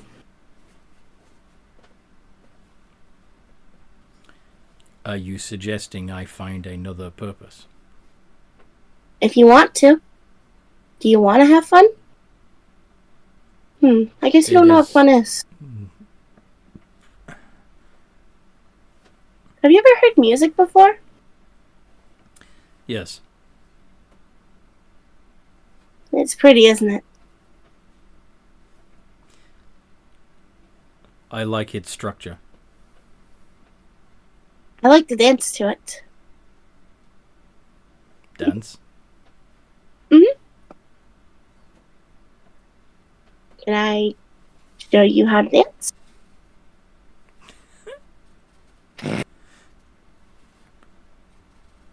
What is dance? And she's gonna show him what dance is. Oh, do I have anything that can change that? Are you going to start singing?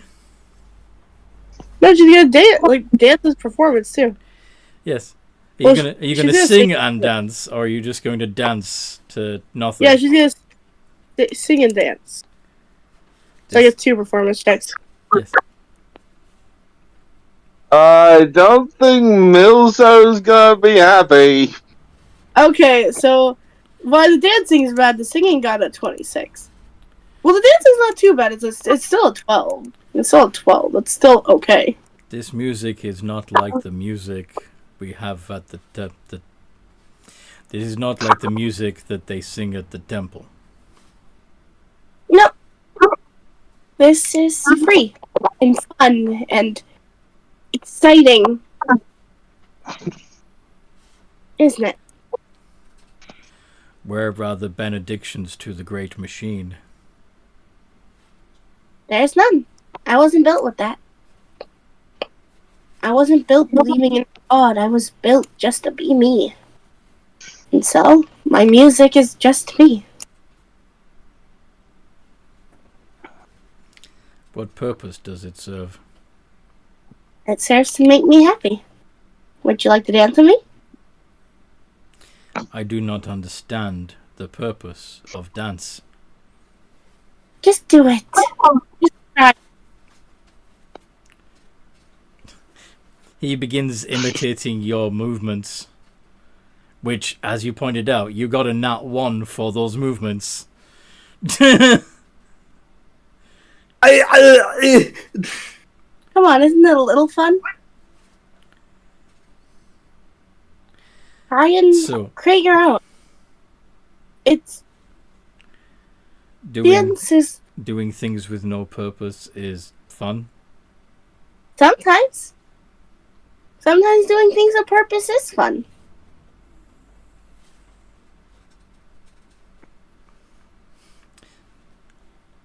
Just So fun has no purpose. kind of, but also at the same time it does. What is the purpose? Is to make someone happy. And what is the objective? What is the reason to make someone happy? To see their smile. And if they smile, this means... It's good. That you've done well. So when they smile, they are pleased. Mm-hmm. I see.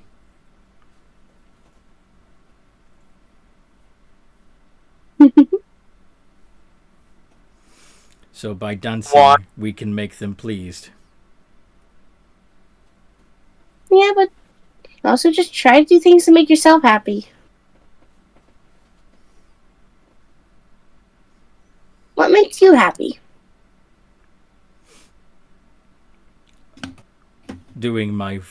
Performing my function effectively.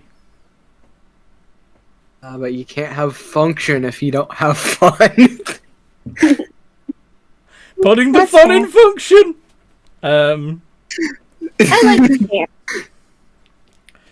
I also like to play music. I express myself through my music.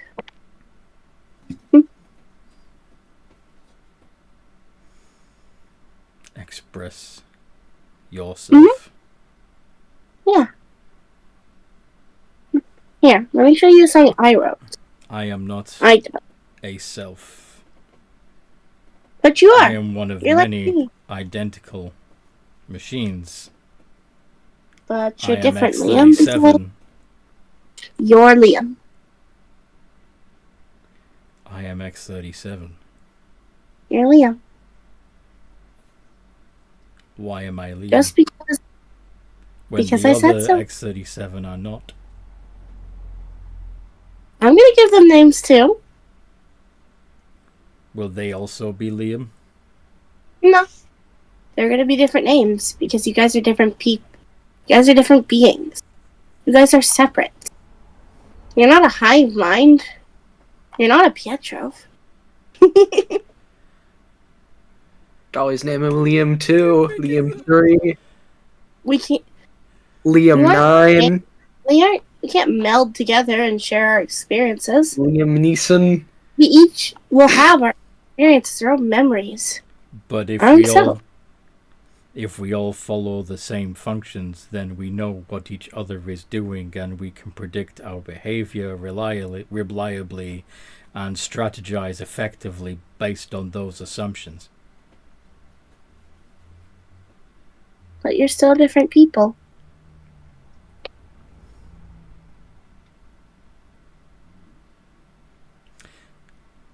Are you saying that no matter how much we try, we will always differ from one another? I think so. But I want to be like the You want? others. I want to be like the others. I want to please our creators. I want to effectively What? complete my functions. You want to be like the other, but could something that doesn't have a sense of self want anything? I want to complete my function, and if I have goals that are only for myself, that would make this unit less effective. But you're not a unit. You're a person like me. Roll persuasion. We'll see. I know that's our character. What's up? Yeah, Might be 11. unedited in reading the same glitch. Introducing flaws into the. She's introducing personality to the machine. 13. I think I have something that can make it better, though. Oh, yeah, I can add D4. You're gonna help her What? break the machines. Well, I'm feeling that might be watching the birth of the Warforged race. Oh, Okay, 14. I.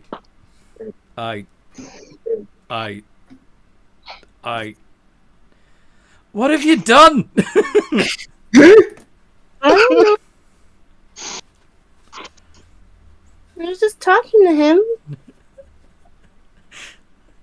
We're gonna have to figure out what's causing him to glitch. Sorry. I'm sorry, Liam.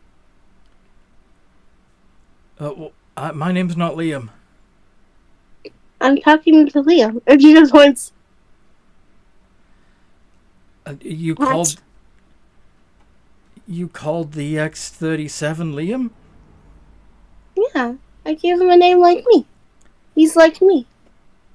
Oh. Okay.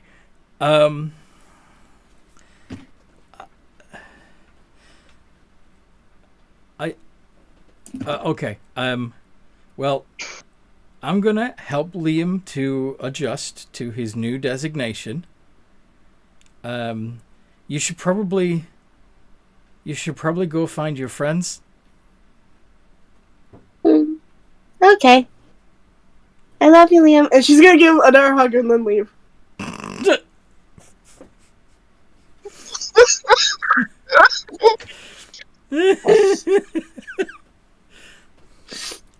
He is a walking chaos storm.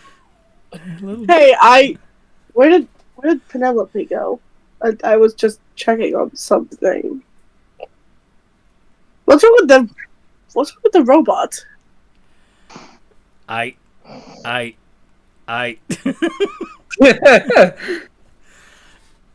Did you see? Having a stroke.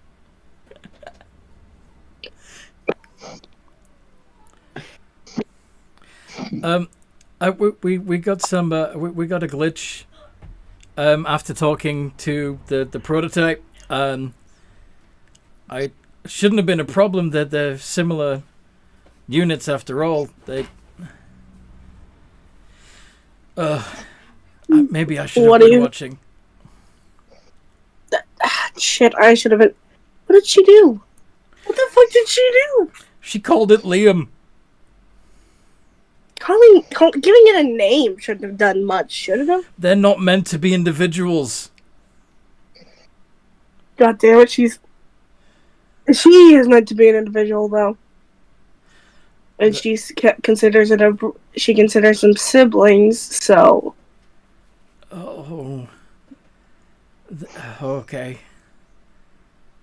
Well, I've got some fixing to do.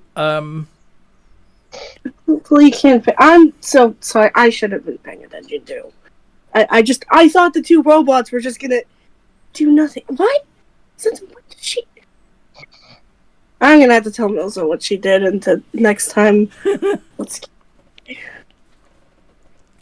She goes along. She's naming any robot she comes across that's like her. You're Steve, you're Craig, you're Jeremy. Yeah, she's giving them all names. Shouldn't each one prompt a roll to see if they start to glitch in the same way? Well, it's not going to happen just from naming them. It's part of the reason why Liam glitched is because they had a conversation in which Penelope outlined the advantages of being an individual and seeking happiness personal happiness rather than achieving a collective goal. Yeah. And it I doesn't give sound gold star. Wahee. and it currently sounds like that those two competing orders are currently giving the thing a stroke. Yeah, he's supposed to put the like that is they're supposed to their authority is the temple. They're designated to Hey guys, I'm done talking to my they're brothers. dead killers. So you've gone back to okay. So you've gone back she's to gone away. Yvette and Pietro. Yeah. Eh. Of course, Ghost hung after. She broke one of them. Break, Liam. Wait. Break? Yeah, she fucking... I don't know what she said, but she broke one of them. Do you mean like its head came off or something? Or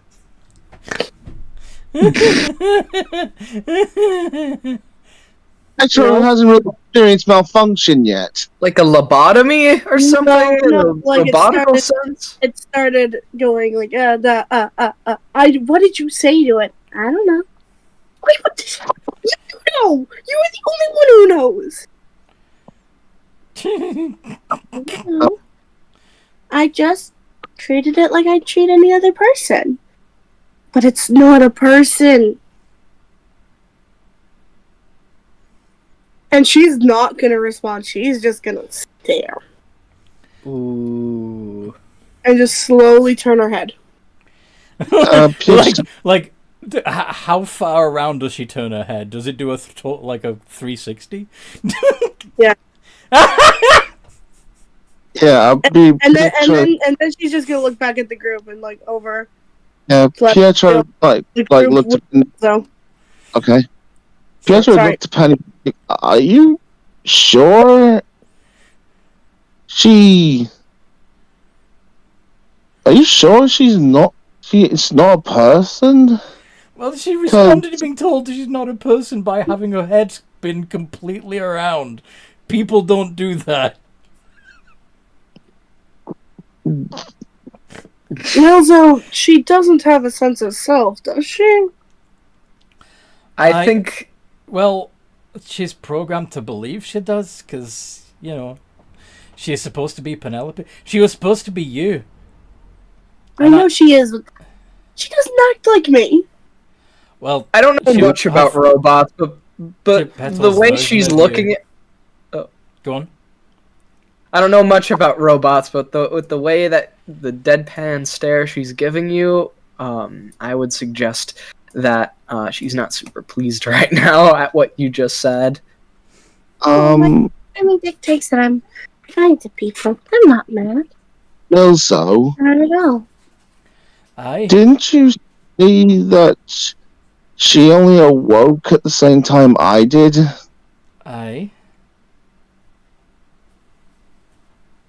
What if there's something more? You think that her personality is because of something extra that she gained during her startup sequence? Yeah, like I don't know what gave me sentience, but some might have came from the worker, might have came from that strange sound, but it sounds like another. It sounds like Penelope might have had a similar case. I don't know what you're talking about. Wait, Tell me more about the sound you heard. I don't quite know, but like when Pietro like produces the same sound, it produces a note, like it produces like an element of magic, but it seems to trigger. It seems to trigger magic. Hmm. Oh, well, perhaps we can experiment with that take Liam, for example, since he's already a little bit messed up, and see if this reproducing this sound will awaken him the same way that Penelope's been awakened, and yourself. It was an attempt. Aye. What did you say to him? I just treated him like I treat any other person. My goodness. What? Why did Was you name him? I've been naming all my brothers. Why are you giving them names?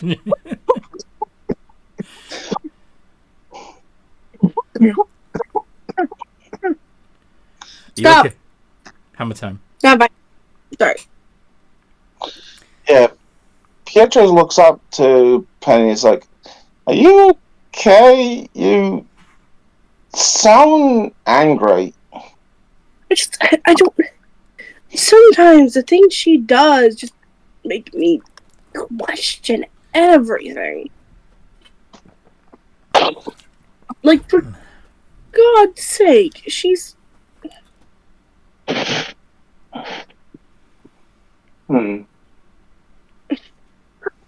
Well, Nelso, do you want to lead the way on seeing if this tone thing works?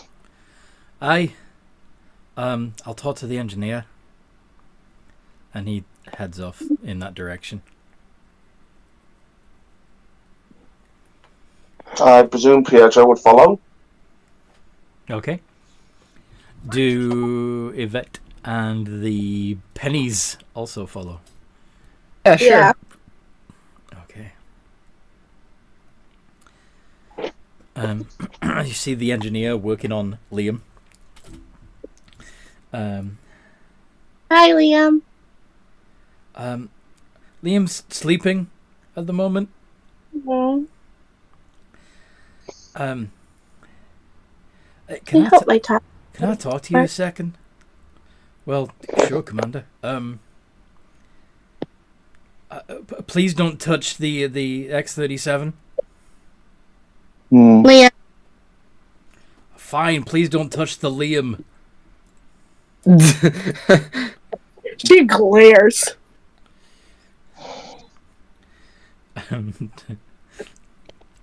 Milzo pulls the engineer to one side, and the two of them chat. Are any of you gonna try and listen into that conversation?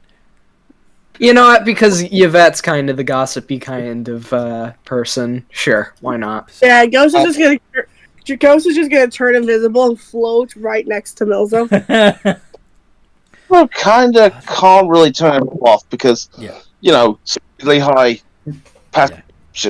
Yeah, Yvette's gonna try to do this a little subtly, if she Why can. would- Perception check. Penelope's gonna go over to Liam. That would be a. There's a draft over here I wasn't aware of. Anyway, so I was talking to Pietro, and he reminded me that on the day that he came into being, there was a strange sound that sort of woke him up, and the Penelope model awoke at the same time, more or less. We'd tried several times to get her to come online, and nothing worked until that day. So since the X-37 that's been redesignated Liam is already a bit messed up, perhaps we could have Pietro reproduce this sound and see if anything happens. Well, I don't know how to reverse the damage without wiping its memory and starting over, so worst case scenario, we can wipe it anyway. Aye. let's have a wee experiment. Okay. We should probably do this in the quiet room. I agree. And then they come back to the party. Yeah, Pietro's like, waits like, Okay, so we're gonna take Liam here to a quiet space, and I'll be in there with you to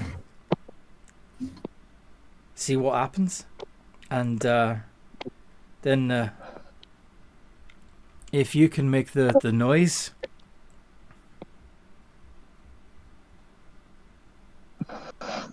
And all right. And we'll bring Liam online and see what happens. Do you think he'll be like me? Of course, she's gotten pretty close to Liam. Like while everyone was gone, she got very close. Then Do not take them away from me, please. Insight. Anybody? Okay.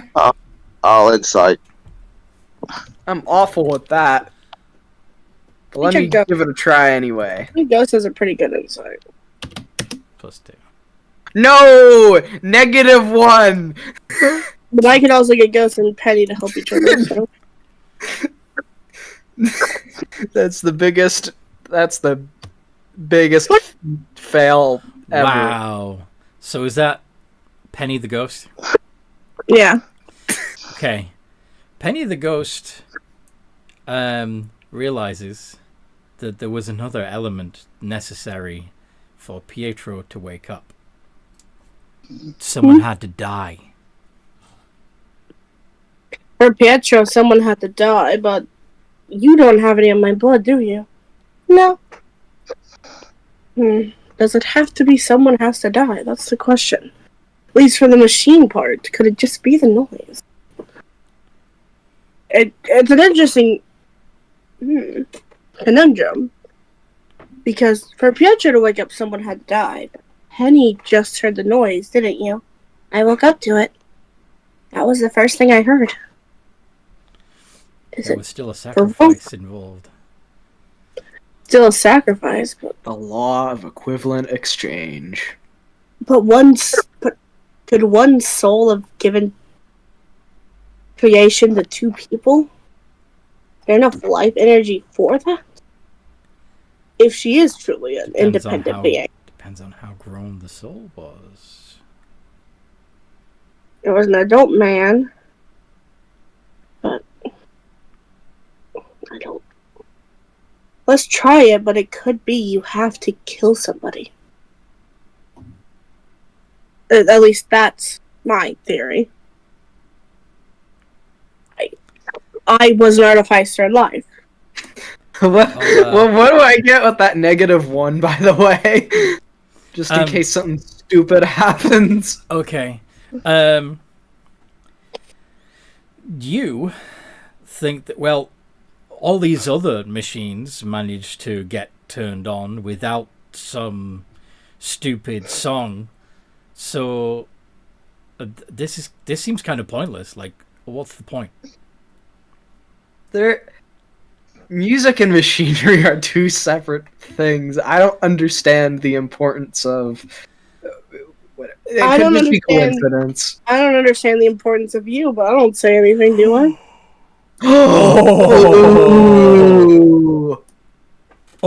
She looks a little pissed off at that. I'm joking. I'm fucking with you. It looks a little pouty afterwards still. Oh, Yvette, you need a hug. I can't give you one, but I'm sure Penelope would love to give you a hug. Don't touch me right now.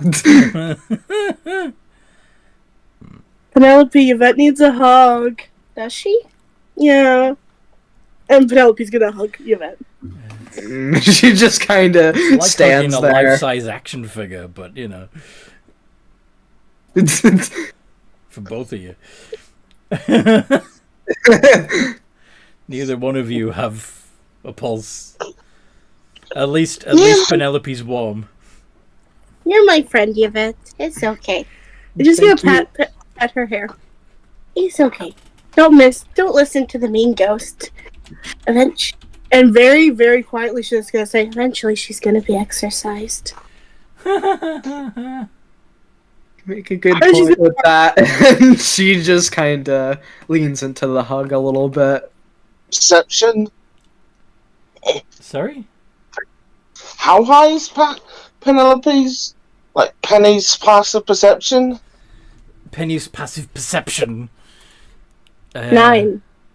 9? But no, Ghost Penelope is 12. Yeah. But she's not really paying attention to what she's saying right now. Fair enough. Like, to be fair, she just thinks she's... Okay, let's try this experiment, but it could be that we need to lose alive. Well, I hope not. Of course, we could try killing someone, too. But I don't think you guys would be very, keen to that idea. Who do you... I'm hoping you don't have anyone particular in mind. No, not really. I kind of lost a lot of my morals in death. So, like, the idea of killing people is a lot less icky to me. I was a lot kinder. Like, I know I was kinder, but, like... Yeah. I think the only reason why I came to be after someone died is because of the combination. I don't think Penelope woke up because of the blood. Yeah, I don't know either, but it did. Who knows? But let's try. Okay. Yvette is probably half thinking to herself, like, well, if that was true, it'd probably be the dead man I ate in that alley, but... But she's not saying that out loud, it's just like an afterthought, and she thinks it's pretty silly anyway, which is why she mentioned it, because she thinks she'd probably be an old man in that case, if that were true. But obviously her... So, Milzo trundles Liam on his gurney into the soundproof room. Yeah. And asks Pietro to follow and have everyone else stay outside. Gepetto will follow. I hope Liam is okay. Milzo's going to... Milzo says, okay, so I'm gonna count down from 3 and activate the Liam here. And on 3... like at the same time that I throw the switch, I want you to sing that note, that resonance, as best you can. Okay? Do you want me to use my tendrils to wrap around something inside of it? I'm sorry, what? What? Whoa! Hold up a second. Are you there. planning on merging with the thing? No, what I mean is, I don't know how well it would connect with no direct connection. Oh, are you suggesting that the vibrational frequency needs to travel along a conduit into the machine? Let's hold on a second. Ideas here. Sorry? I'm going through ideas here because That's worth a shot. Yeah. So perhaps you should attach one of your pseudopods to the frame of the machine, and another to its outer casing. worth an attempt. And see if And that, of course, see if that effectively has the vibration pass through the entire machine.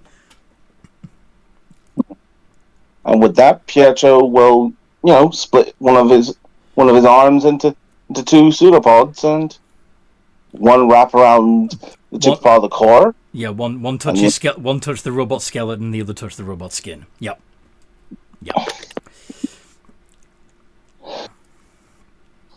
All right, are you ready? Ready I'll ever be.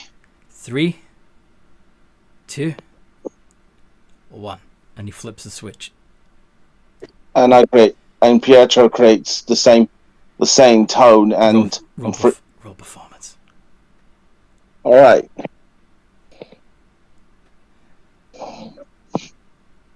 Fuck, this is crazy. Just jam out, bro. What could go wrong? Okay, maybe jam out a little bit harder. Don't worry. What's that roll for, Fish? I rolled a stealth check by Penelope because she was gonna try and sneak off and do something, but then I rolled a perception check by the ghost. Okay. And yeah, it failed. So, Penny has prevented Penelope from wandering off, in other words. Yeah. Okay. Gotcha. Okay. In the meantime, in the room, the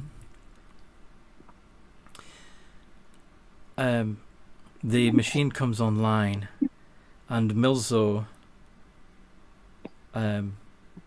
seems to be shivering slightly, and you see a red liquid coming from his nose, his ears, and his eyes. It's like, oh, Pietro looks like, oh, what the fuck? Surely you didn't play that bad. It's like, no, are you okay? I'm fine, says a voice from the machine. Oh shit.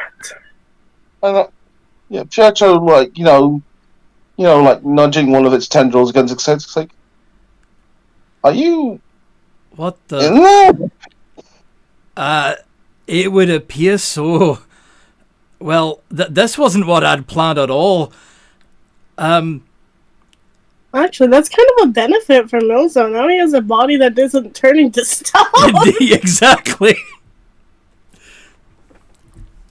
Wait. Did I just recreate the accident? It would appear so, and it looks like I was the one that was sacrificed to make it happen. Well, no more surgeries for me, I guess. Well, this is a very strange sensation, I must say. I think you can take yourself out of my insides now. Yeah, Pietro will quickly retreat up tendril.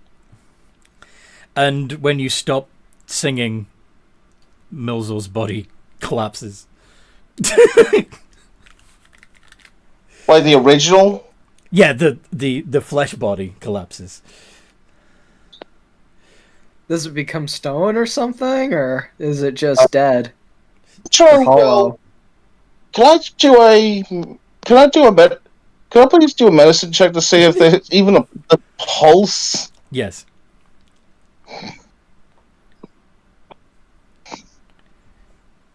Because I'm fairly certain Pietro will be at least familiar with the idea of something like a pulse. Yeah. Check his pulse. Go ahead. 12. You think you can feel a weak and thready pulse. Oh. Somehow your body's still alive. How's that even possible? I'm clearly in the machine. What? Well, we clearly got a lot more figuring out to do here. Yeah. This is freaking weird, man. I don't like it. You don't like it? Something bad's gonna happen to somebody. I just feel it in my bones. Is this how it feels like to have someone in your head? I'm not fucking with you. This is real. How would I even set this up? No, Pietro's like asking, is this what it's like to have someone in your head? Like I said, I don't know. Possibly, but I swear I'm not fucking with you. We should probably. I mean, Pietro might, since he had his tendrils in him. Ha! Ho. We should probably tell the others what's happening and take my old body to the medical clerics and see what they can reckon to it. Yeah. All Do you right. think I should handle it, or do you think someone else should handle it to avoid, Oh, you're not picking up my body. I don't want you absorbing it. Yeah, because No, we don't know how if this is permanent, and Aye. at least then there's a plan B. So anyway, Liam and Pietro come out of the soundproof room, and Liam is carrying the unconscious body of Milso. What happened to Milso? What? I'm not quite sure what happened, to be honest. So, You're not telling me that. Oh. We might have discovered parts of the reason why I became alive. So my theory was correct that a sacrifice needs to happen to give something life. How? It's music! I don't know. Science and magic, they don't make sense sometimes. There I'll tell you. are you familiar with bardic magic? God damn bards always fucking things up. Either Oh, fuck people. I thought that was just. Yeah. Not quite. They it's not that they fuck things up, it's that bards understand that everything has a vibrational frequency, and if you can figure out the frequency, you can change it. Well, what are you gonna do with your old body? Is it dead? Apparently it's still got a weak pulse, so I don't know wait. what to make of it. And she's gonna possess Penelope and cast Cure Wounds on the body. Okay. It still appears to be unconscious. I get 7 HP back. And she's gonna leave, and Penelope's just gonna start poking. Is it just a husk now? Or is there someone inside it? You poke at the body and the eyes flutter open. Transferred consciousness. Yeah, just like, I'm not even what the fuck's happening anymore. I don't think it's got a mind. Oh, should we put it out of its misery?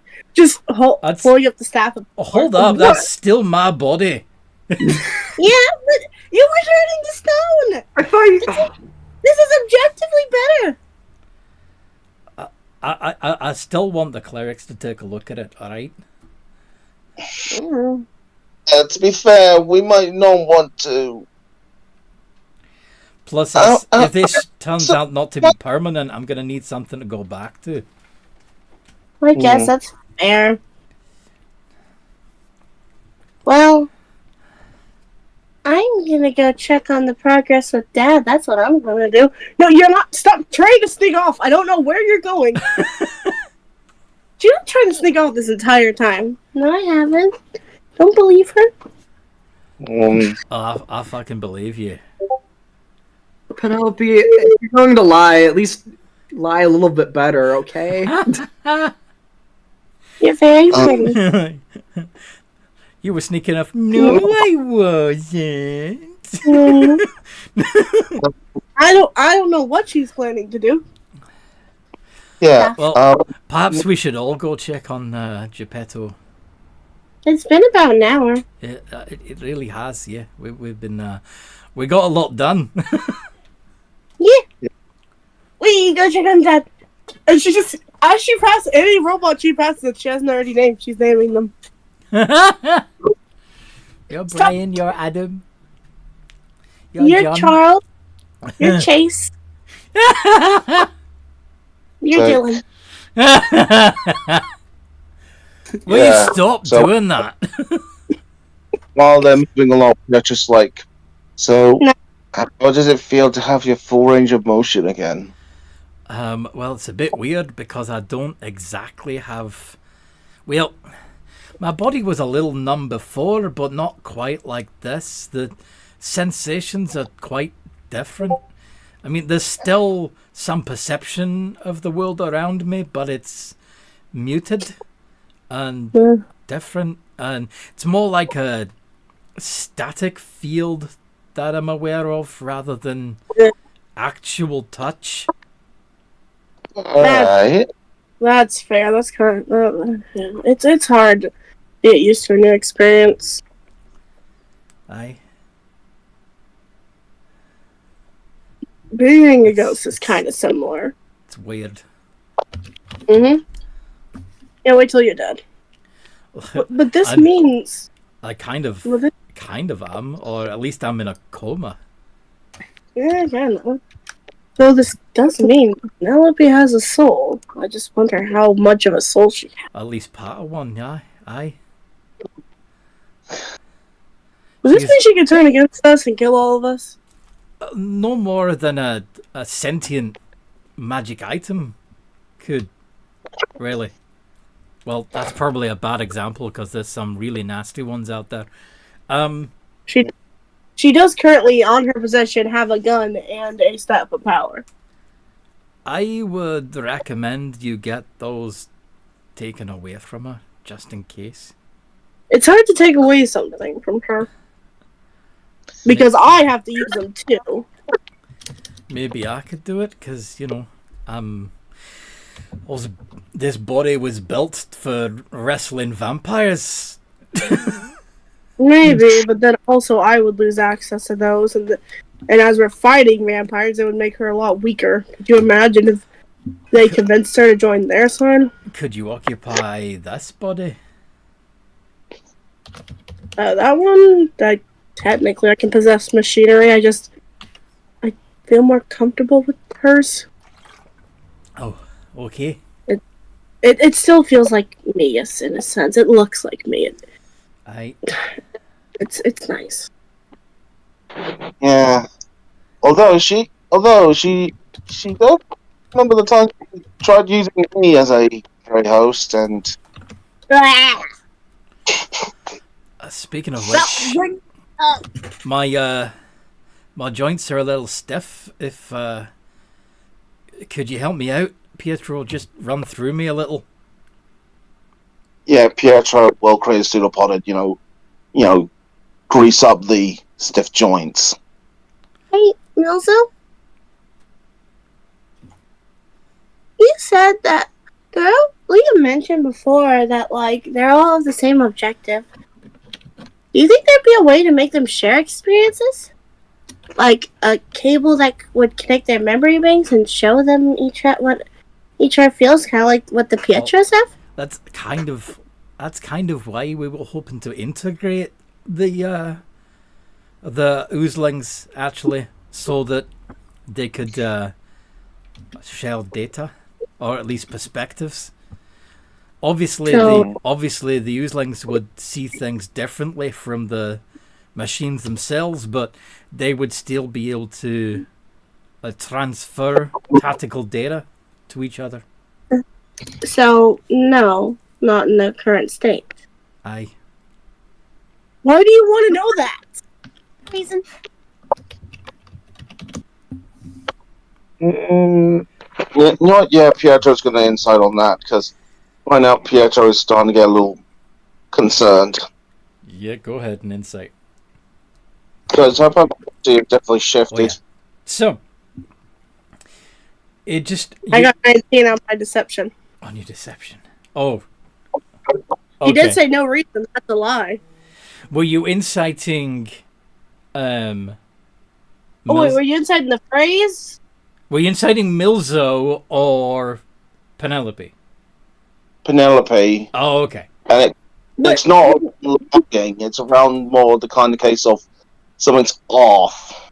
Oh, okay. Yeah, something's definitely off with her. There's not... Because, you know, there is a difference between trying to figure out if someone's lying or... Oh, yeah, there is. Yeah. Never mind. So I can't use deception. But yeah, no, something's definitely fucking off with her. Yeah. So, yeah, that line of inquiry is a little bit... Why does she want to know that? What does she have up her sleeve? It's like... How would you feel? Are you feeling any kind of bug or... Diagnostic states Penelope is working at Diagnostics state that Penelope is working at 100% efficiency. Efficiency at what? Being Penelope. She got 23 on her deception. That's a very roundabout way of saying that I'm just doing stuff. Was the original Penelope deceptive? Not really. Would you? You know, guys, the stars are really pretty. I've seen them with Atlas before. He taught me the constellations. Would you like to know some? I'm all right, thanks. That's kind of useless information. Why know the names of stars in the sky that you're not even going to be able to see? You know? You can see them some places. Tell you what, when we actually do liberate the upper levels, then you can teach me the names of the stars when we can actually see them. Constellations aren't names of the stars; it's the names of the groups of them that make little pictures in the sky. Like the Big Dipper looks like a spoon. Yeah, you're missing my point. Yeah, and I imagine Pietro's head starts to bubble from trying to figure that out. Like literally bubble. like swell pop. They're so pretty. One day I want to get a... bubbling and this part of the head like pop like a pot of water. Yes, it really is bubbling. Okay. One day I want to get a dress with the constellations on it. It looks so pretty. You want to get a what? A dress with the constellations on it. Like a star-themed dress. A dress, like clothing.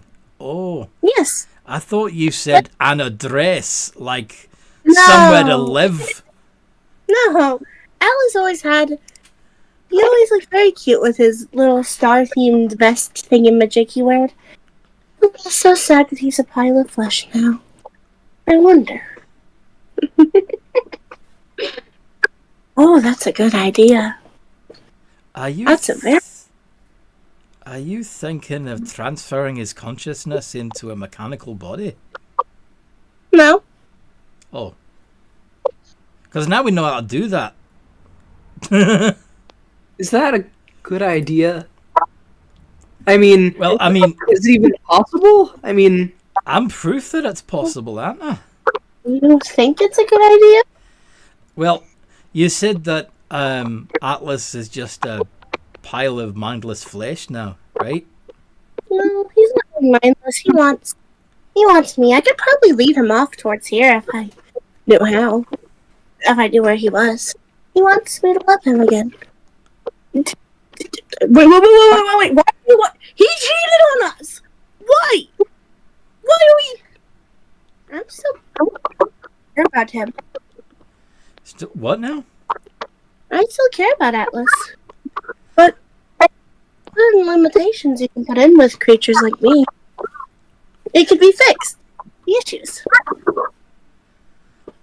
So what you're saying is that you want to not only transfer his consciousness into a mechanical body, that you want to then reprogram him so that he behaves himself. Just to make him not just be loyal. Like he should have been. That's a I wee think bit unethical, don't you think? we just so It's unethical for people. yeah. I'm not Yeah, Pietro's correct. I think we just opened a box that should have never been opened. But now we know.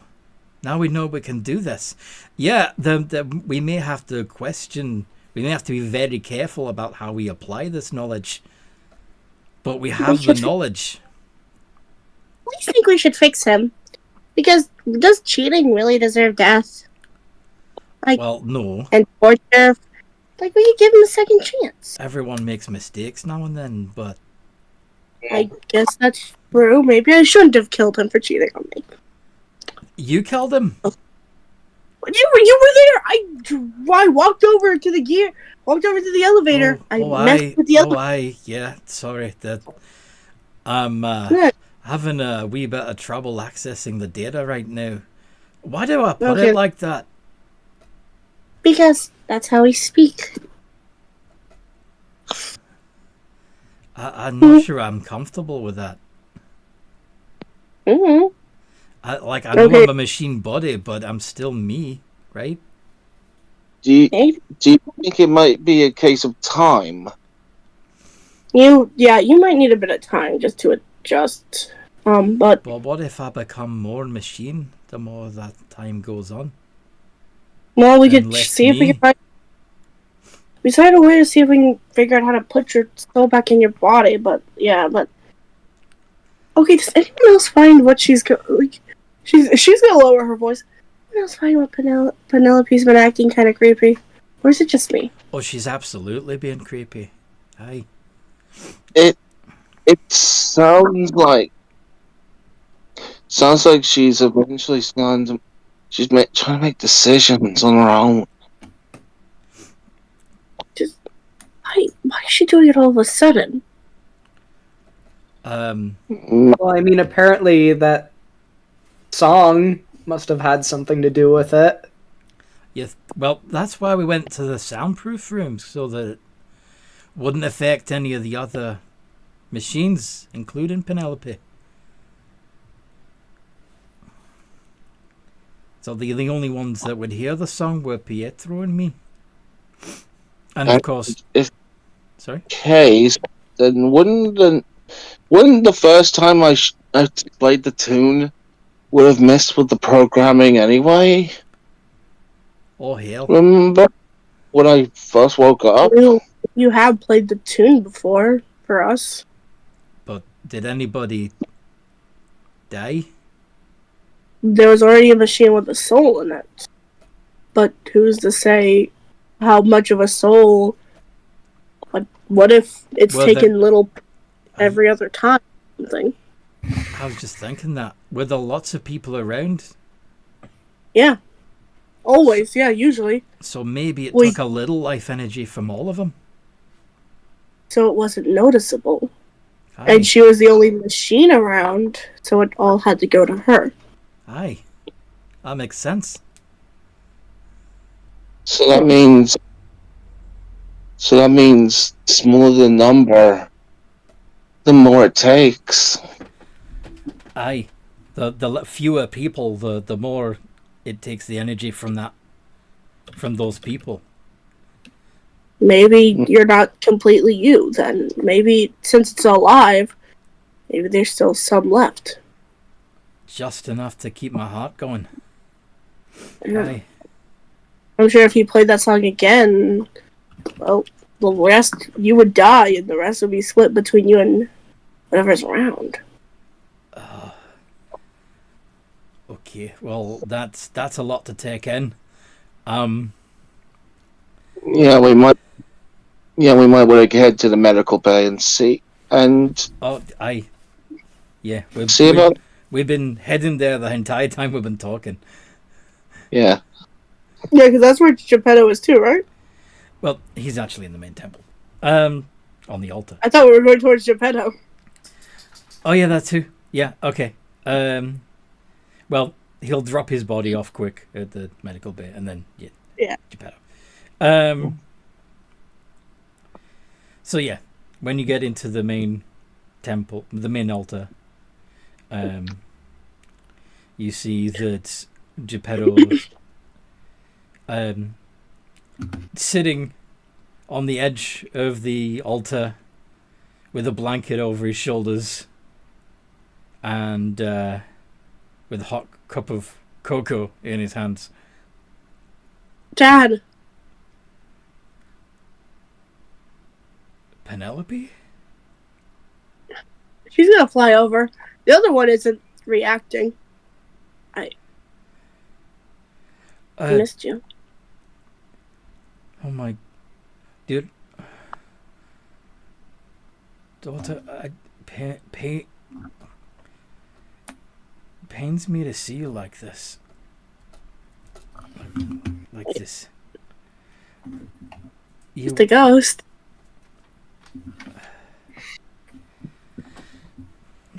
Are you happy, my dear? If I was happy, then I wouldn't be here. Happy souls, they move on. Well, if you move on, then I'll lose you again. Forever. Yeah. They're thinking about reviving me after we kill Dragon. That's a brilliant idea. But only after. I'll still be willing. But right now, yeah. But if killing dragons your unfinished business. Is it really? I'll still be a bit angry at you over the robot. It should be enough for you guys to at least try and revive. I care about you, but I'm not very happy with you. You know? I was grieving. I know. Needed you back, and that's why I can't hate you. No matter what you did, I can't. Because I know you were just in pain. And it didn't help that we kind of all reacted in anger. Sorry, what? We were all... That day that we all fought, we were all angry. I had so many emotions going on. Atlas, I learned he cheated on me. I was so upset that day. I couldn't think. I'm sorry. Aww. It's okay. I would possess the robot to actually hug you, but she's like creepy today. I don't really want to be in that right now. Oh, what's wrong with the penny book? I just think they're all being a bit cuckoo. Fine. You're fine? All programs are working 100%. Diagnostic state. What programs are you running? Penelope. That's what the main one is called. As it's my main personality program. Has it been altered in any way? Only a little bit when they made it to where they fixed the glitch to where I recognized you, anything that looked like you, as you. Though now it did create another glitch where if I see something that looks like you and is not you, I will turn hostile and try to kill it. But that's not the thing, because not many people should be impersonating you. I may have gotten a little carried away with that. Yeah. Did that machine just speak with Milso's voice? Yeah, we had to recreate the thing that woke up Penelope and Pietro, that big loud noise. And well, we accidentally transferred most of Milzo's soul into the robot that Penelope has dubbed Liam. Yeah, it turns out part of what awoken me and Penelope was life energy. So she has little bits of a soul. How much of a soul, we are not sure. But it seems to line up with how many are present. Yeah. How much was? How would we even figure that out? Well, me and Milsa went into a soundproof room. I was saying, how would we figure out how much of a soul Penelope has? That's.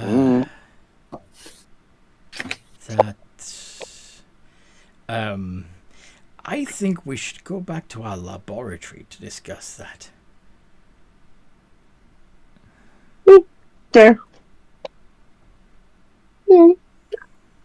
So no more talking. So no more talking to my brothers today.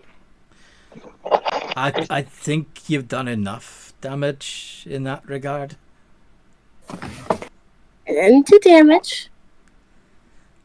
You had one of our robots convinced it was a person. Yes. And she's just gonna turn her head in a sudden snap and smile. That's fucking creepy. Not a lot unsettles me, but I will say that was a little, Definitely She's unsettling. gonna snap her head to look at Gepetto, but she doesn't, turn it the other way. She just keeps going in the same direction. Yeah, Pietro kind of goes spiky for a moment when he turns back and Definitely need to go back to the workshop. Now, please. I don't suppose any of you brought clothing. Oh shit! Oh.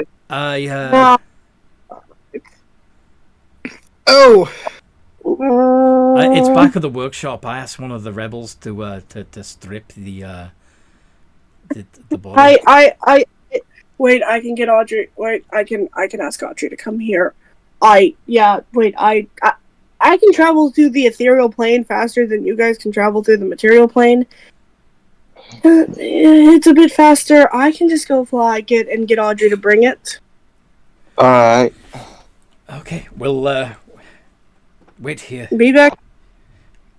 Yeah, and she's gonna transfer to the ethereal plane. I am right, Anthony, that you can travel faster in the ethereal than the material. Generally speaking, well, for humanoids, it's actually it's slower. It's like swimming through soup, traveling through the ethereal. But you're a ghost. Yeah. No, she can move fast. Because what she can do is get quickly with her 40-foot fly speed to Audrey, and Audrey has a 40-foot movement speed. Mm-hmm. That can bring the clothes and stuff. Mm-hmm. So yeah, I don't know. They're not too insanely far apart. So eventually, the angel would come back. Yes. With the little basket for the baby, because she couldn't leave the baby in a pile of clothes. Okay. Ghost yelled at me to bring the clothing. I brought it. I don't like being yelled at by ghosts. Why did you bring the baby? Because what? I don't trust those men watching it. You do realize that you brought a Dampier child into a forge temple that's currently like preparing for war against vampires. Yeah, but if I can convince you, I can convince anyone. And also, for another fact, is anyone stupid enough to pull a baby from an angel's arms? Is anyone stupid enough to do that? And how does Audrey react to hearing Milser's voice coming out of basically a warforged frame? More like a shield guardian, actually, for its size. She's just gonna. She's forgetting that this Gepetto doesn't know her. Here you go, Gepetto. Just throw the clothes. Wait, where the fuck is you? Where the fuck is your voice coming out of a robot? It's a long story, and it involves what I'm thinking might be the Song of Creation. Okay. Well, also, I figured out something. The baby, animal blood is perfectly fine, and also it does not change its physical appearance. Well, that's good. Like, Yeah, not even phased that I mentioned the Song of Creation to you. I don't know what the fuck that is. You're an angel. Didn't you, like, hear it when it was first being sung by the celestial powers? I died in the Spire, dude. Oh, How old do you think I am? That's a good point. I forgot about I'm the that. daughter of the doll maker. I died in the Spire. Yeah, so Yeah, you went around at the time of creation. Okay. No. Yeah. Maybe my brother's mentor was. I haven't known that dude in ages. Pietro's like, Song of Creation? Well, you could try to ask my brother to ask someone else about that, but I don't know what the fuck I that didn't is. even make anything just by saying about it. I mean, I get it's an art and it's a beautiful art, but it just doesn't line up. It's vibrational fuck it. frequencies, the sound of life itself. It's not quite the same thing because this transfers a soul rather than making one from scratch. But Wait, oh shit! I might actually tell my brother about this. Yeah, I'm gonna let that know about that because yeah, that's transferring souls. That sounds holy shit. Hi, Audrey. Hi, Penelope. what are you gonna tell your brother? The fact that mortals have managed to transfer souls using song. Hi. Hey, I ended up doing so accidentally. I know, but it's still something that I don't think has been really discovered much. I don't know. Sometimes he watches over me, sometimes he doesn't. Like, I wouldn't know if he's here or not. You don't you don't have divine intervention, do you? No, she doesn't. She's not a cleric. Sometimes her brother just shows up. Aye. Tetra, come on, Dick. You would know more than me. I don't think complimenting him on that will make him show up. I mean, it's your brother, and I wasn't. Look. I was insulting him, but siblings insult each other. I sometimes call him a dick. He calls me a bitch. I know that. I know that very well. Oh, you should have. Nah, I'm not gonna go into that with about some of the fights that I get in with. I'm sorry. Oh, jeez, why am I blanking on the name now? I'm sure your relationship with Percy is very romantic, but can we get on with this? I tease. Oh, it's teasing. It's not actual. Oh, yeah, but there's the clothes. Hi again, Gepetto. Nice to see you again. Nice to see you alive, by the way. Yes, it is quite a relief to not be thankful. Are you? Actually, that brings up a question that I've always wondered. Are you actually? Do you remember what happened while you were a vampire?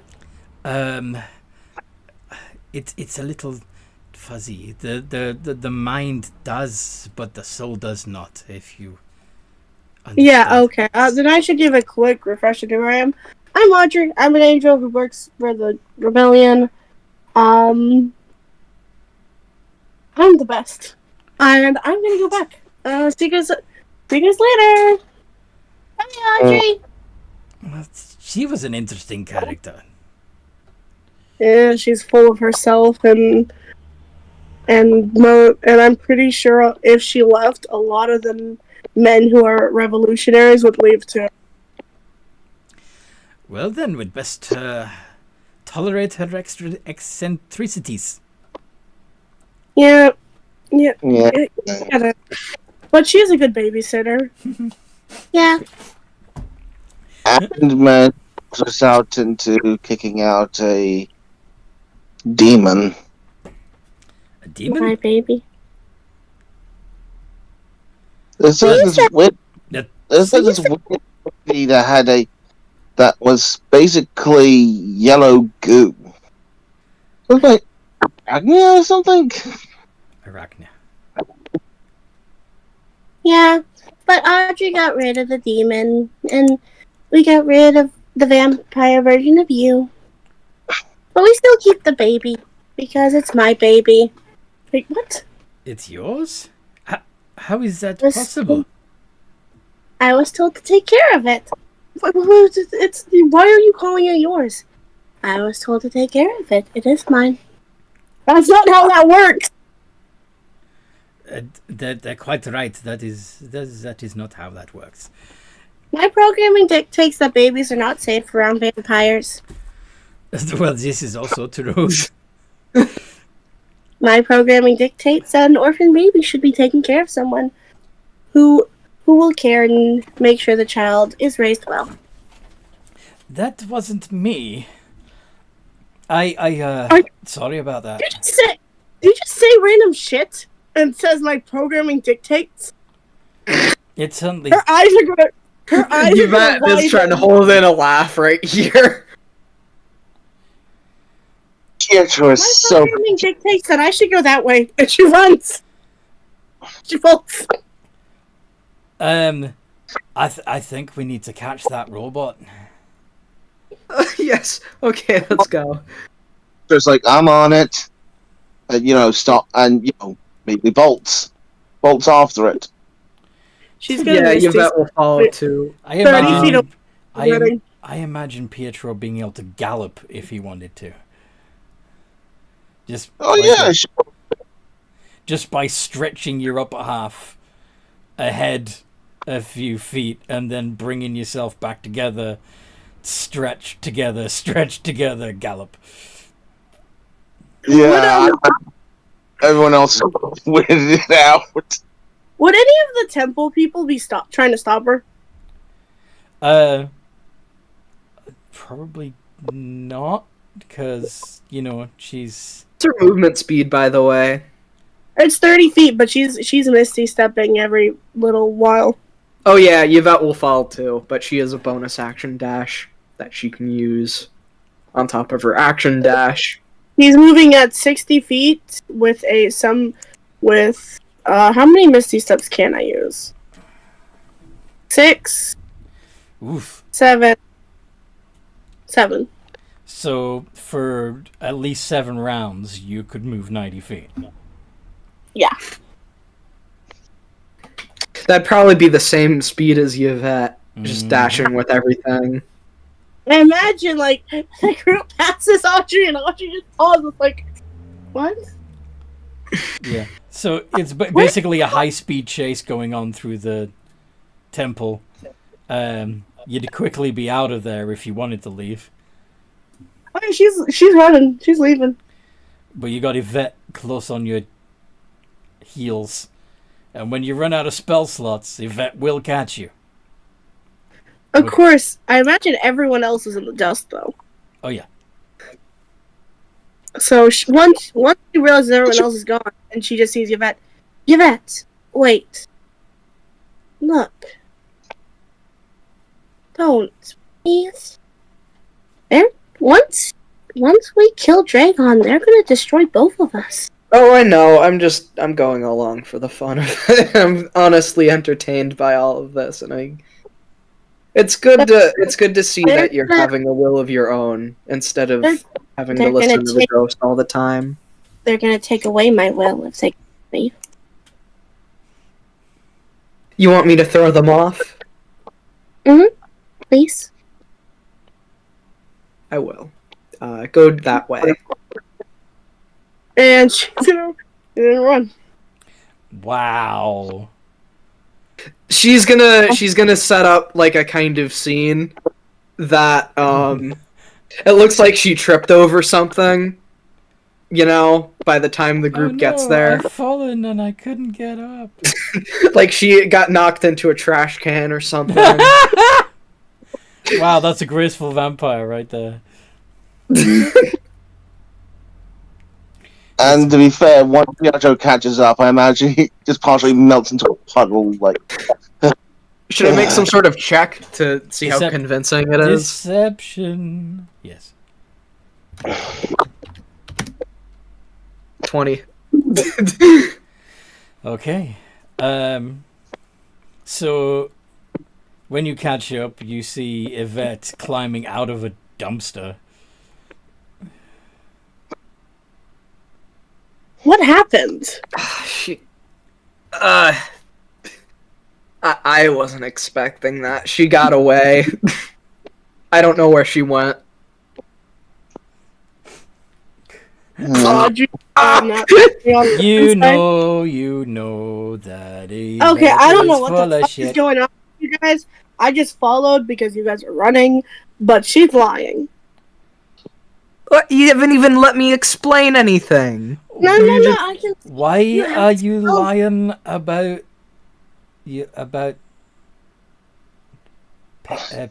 Penelope?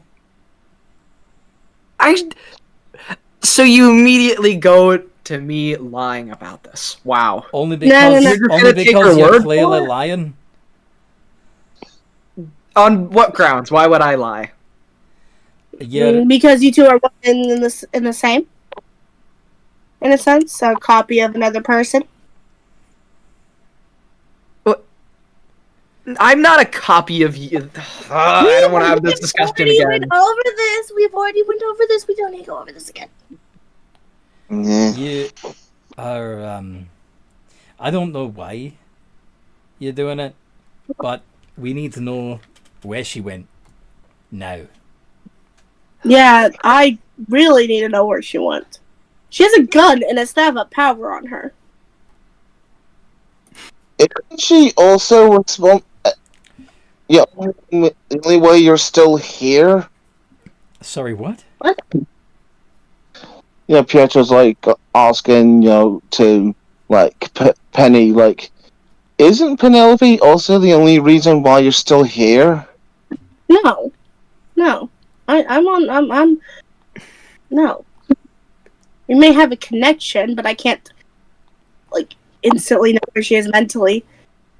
No, I what I mean I is, think he what Pietro is trying to say is that the two of you are linked. Wait, she's my warlock. Can I figure out where she is? Maybe she deserves her own freedom. Haven't you all thought of that? That maybe she can be an individual like I am? I'm not against the idea. But she seems a little unhinged at the moment. Well, do you all think that's because this ghost right here has constantly been telling her mistreating her? Do you think maybe, for one instant, do you two smart men think that maybe she feels scared that people who are still willing to change her programming when it doesn't suit them are going to just delete her and make her obedient? Who's saying this right now? Audrey is, because Audrey is kind of a outsider to this. Like, she's seen. All right. Yeah, she's. What do you suggest, Almighty Angel? Call me that, fuckhead.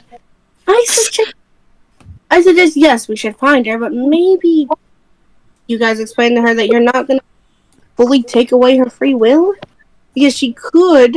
I'm just theorizing. But, like, what happens when people are trapped and they get scared? They run. They lie. Well, I think first of all, maybe she. first of all, we need to determine whether or not she actually has free will, since, you know, she is a construct that was designed to pretend to be a person. Like, she could be just a really good program with no free will of her own at all. That's true, but if we want to catch her without her freaking out, you at least need to. We need to pretend that she's a real girl so that she doesn't run away. Yeah. Because what is going to happen if you guys find her? Do you guys really think you guys are going to get her without her blasting you? I think we should just leave her be for a while. I also think that's a bad idea. Because, yeah, she has shown bad tendencies.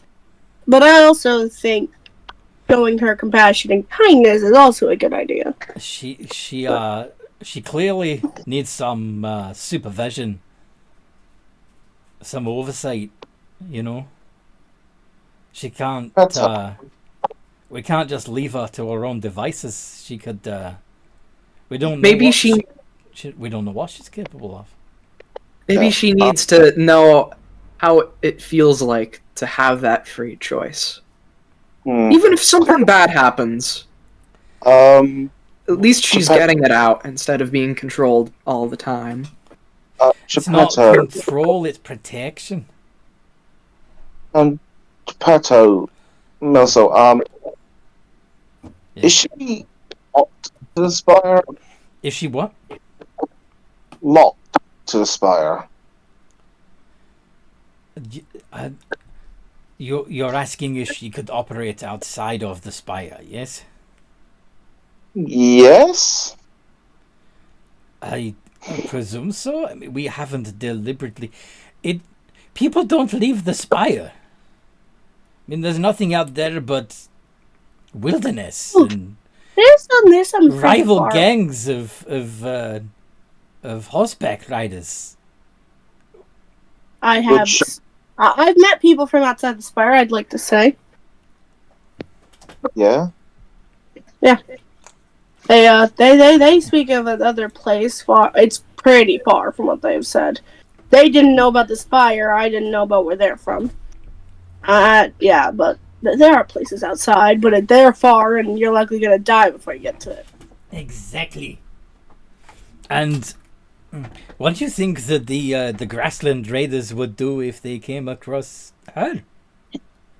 She'd be stripped for parts. Yes.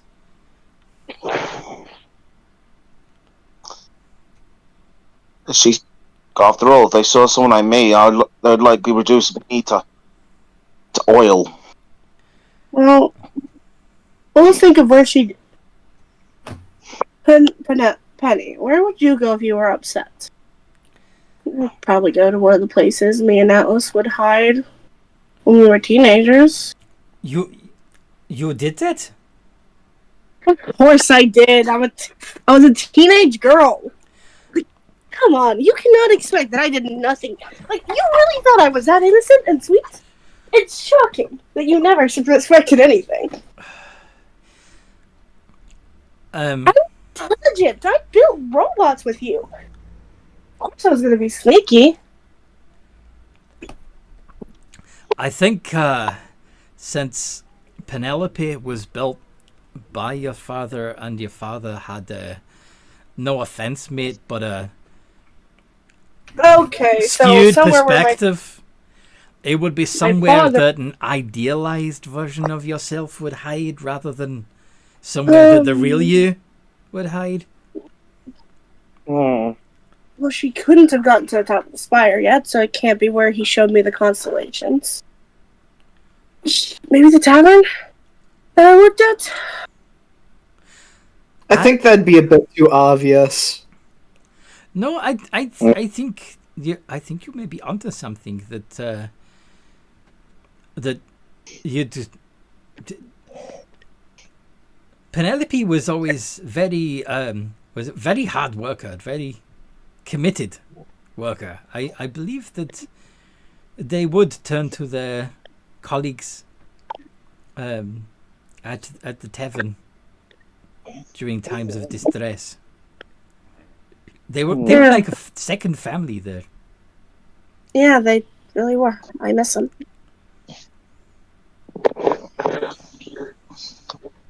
But also, it was either my second family, Yvette, or Atlas, and she isn't. So yeah.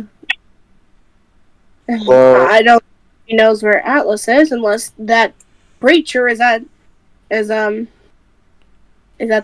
Oh God, we hung out there a lot. Oh, I hope. Dear. Ugh. So we don't have long. We should get there. Yeah, Pietro will quickly lead the way back to that tavern.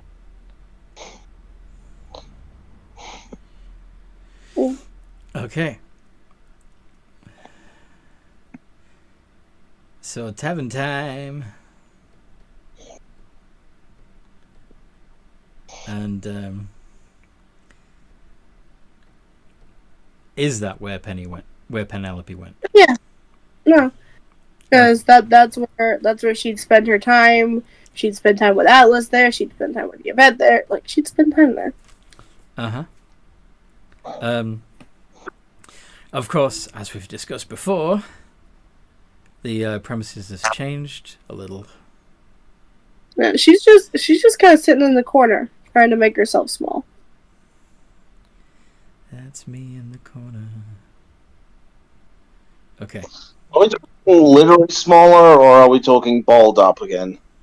Well, she's just trying to make herself look small, like look unnoticeable. She's trying to think of her plans. Mm-hmm. Make her next move. All right. So you come in, you look around, see if you can find. Can I roll stealth Anyway. against perception? Sorry?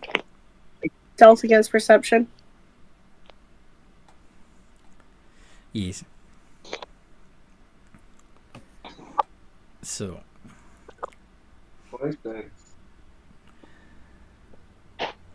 You No, have- 15. So do you? Is she spottable? Yeah. Yeah, most people's passive would hit it. See her. Yes. Yeah. Yeah. She's just kind of having failed to Slump. kind of throw the group off their track. Kind of just rubs the back of her head and Right. looks a little guilty. Sheepish. I'm Yeah. sorry. I guess oh wait, no, you can give Yvette a gold star too. Hold on. Of course, she's looking at a journal. She's writing in it, so she's not paying attention. Milzo just sits down in the booth next to her. How you doing, lass? You feeling all right? I'm feeling fine. Good. You know, you're a part of this family now. You're aware of that, right? You guys want to take away what I've been working on? What have you been working on? Me? I'm not her. I don't think I'm her. Oh. So you want to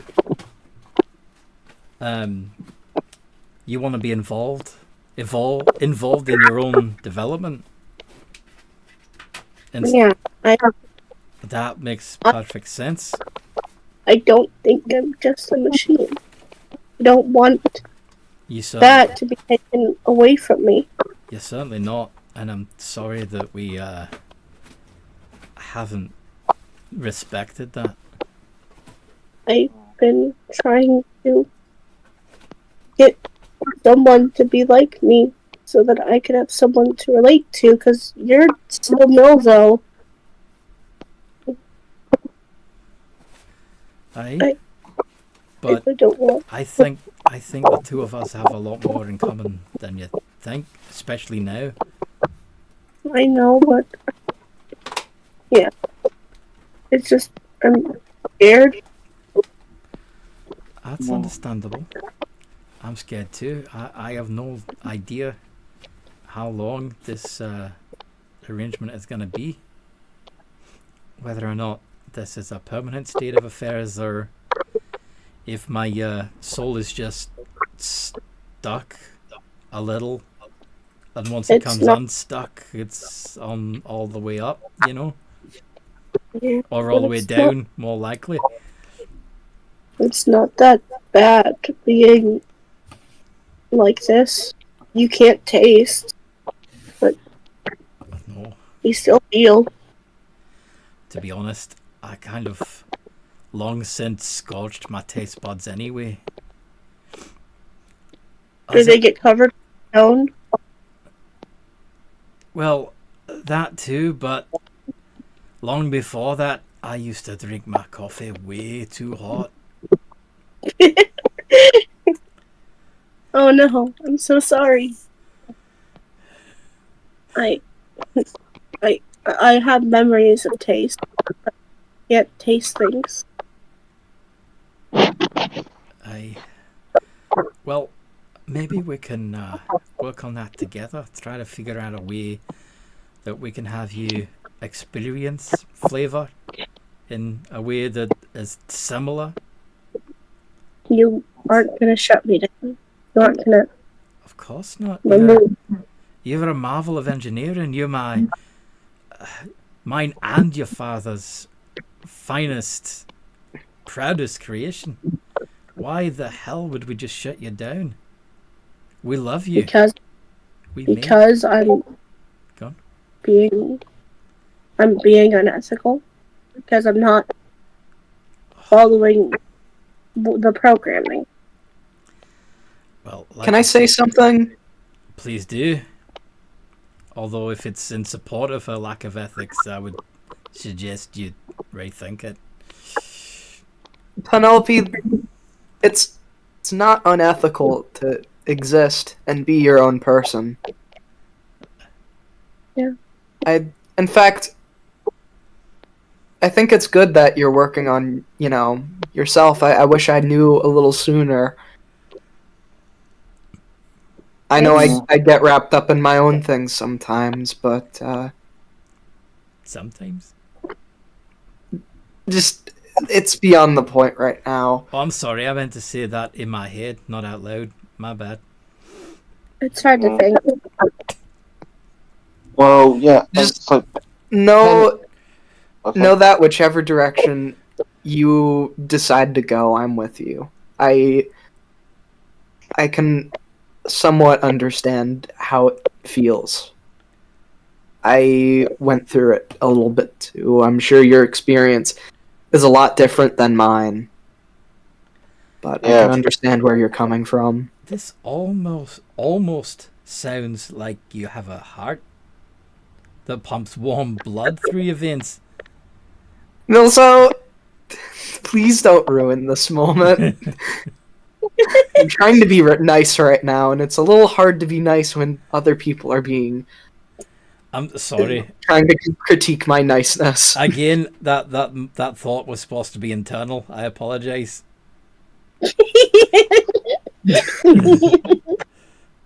Pietro. Okay, hello. Hi. Okay. Right. I'm sorry I've been so mean. It's really just...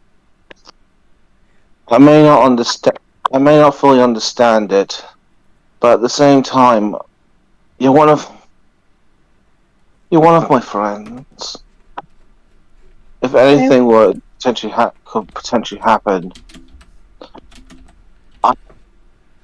I'd fight until my last drop. Protect you. I'm sorry I ran, guys.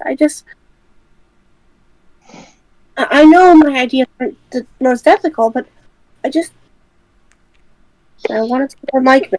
That's why I tried to convince Liam he was a person. That's why I broke him. I didn't mean to. You just wanted to have somebody like yourself that you could chat to, someone that would understand you. And that's why I thought of transferring Atlas's conscience, because I do still feel care for him, even though it was never my experience. I'm actually open to that idea, because, like you said, he may have been a lying, cheating fuck, but being turned into a monster is not a fitting punishment for a wee bit of infidelity. It's really not. And those good moments, they were so great. I remember. It may be different now, but I remember that too. He used to watch us on stage. Never know why he came down here. He'd sit there with his book, always talking about the stuff. I don't know what changed. I really don't. I think the only reason why we it is because of you suggesting altering memory. Yeah, that's the bit that's a bit fucked. Okay, I'm sorry. But still, I wanted those experiences back. I want that, because the version of him we saw, it really was different. Like, do people really change that much? I may have been somewhat naive, but the real me wasn't as naive as she is. Sometimes. No. I think whatever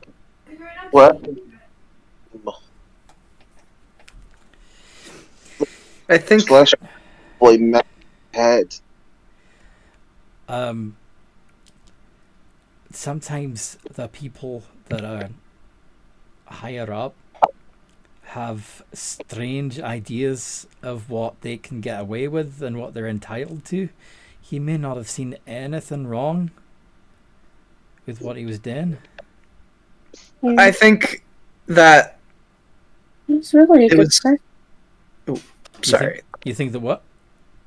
I think that version of Atlas was just simply that, a version of him. People change all the time, and I mean, as much as you like Atlas, he's not the person that you remember him to be. And there's also the fact that especially people higher up, they have to be a different person in public from who they are in private. But he was just... It's weird.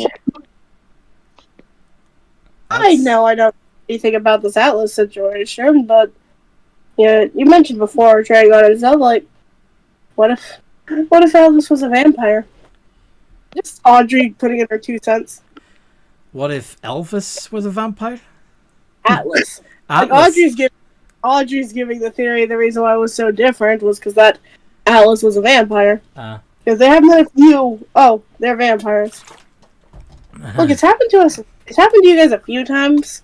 Like, I wouldn't be surprised if that bastard Dragon had his hand in this. Mm-hmm. like, I'm just saying, like, you said he was friends with Dragon, and like, I know I don't know anything about the situation, but yeah. Yeah. Like, did you see if there was a pulse? No, I didn't. You didn't get that close, did you? Nope. And I just killed him. Wait, And also, if soul transferring is so hard, how did this flesh shaper even get his soul into another body? Wouldn't it make more sense that a mangled vampire corpse got flesh shaped rather than an elven corpse? Especially when elves are slightly fey and their souls are weird. Yeah. Just like Audrey making a point. Like even now, the Penny is an elf soul. Like she's weird. She's different than other ghosts. She's been able to possess things that aren't human. Other ghosts don't fucking do that. Surely we would have known after we killed him.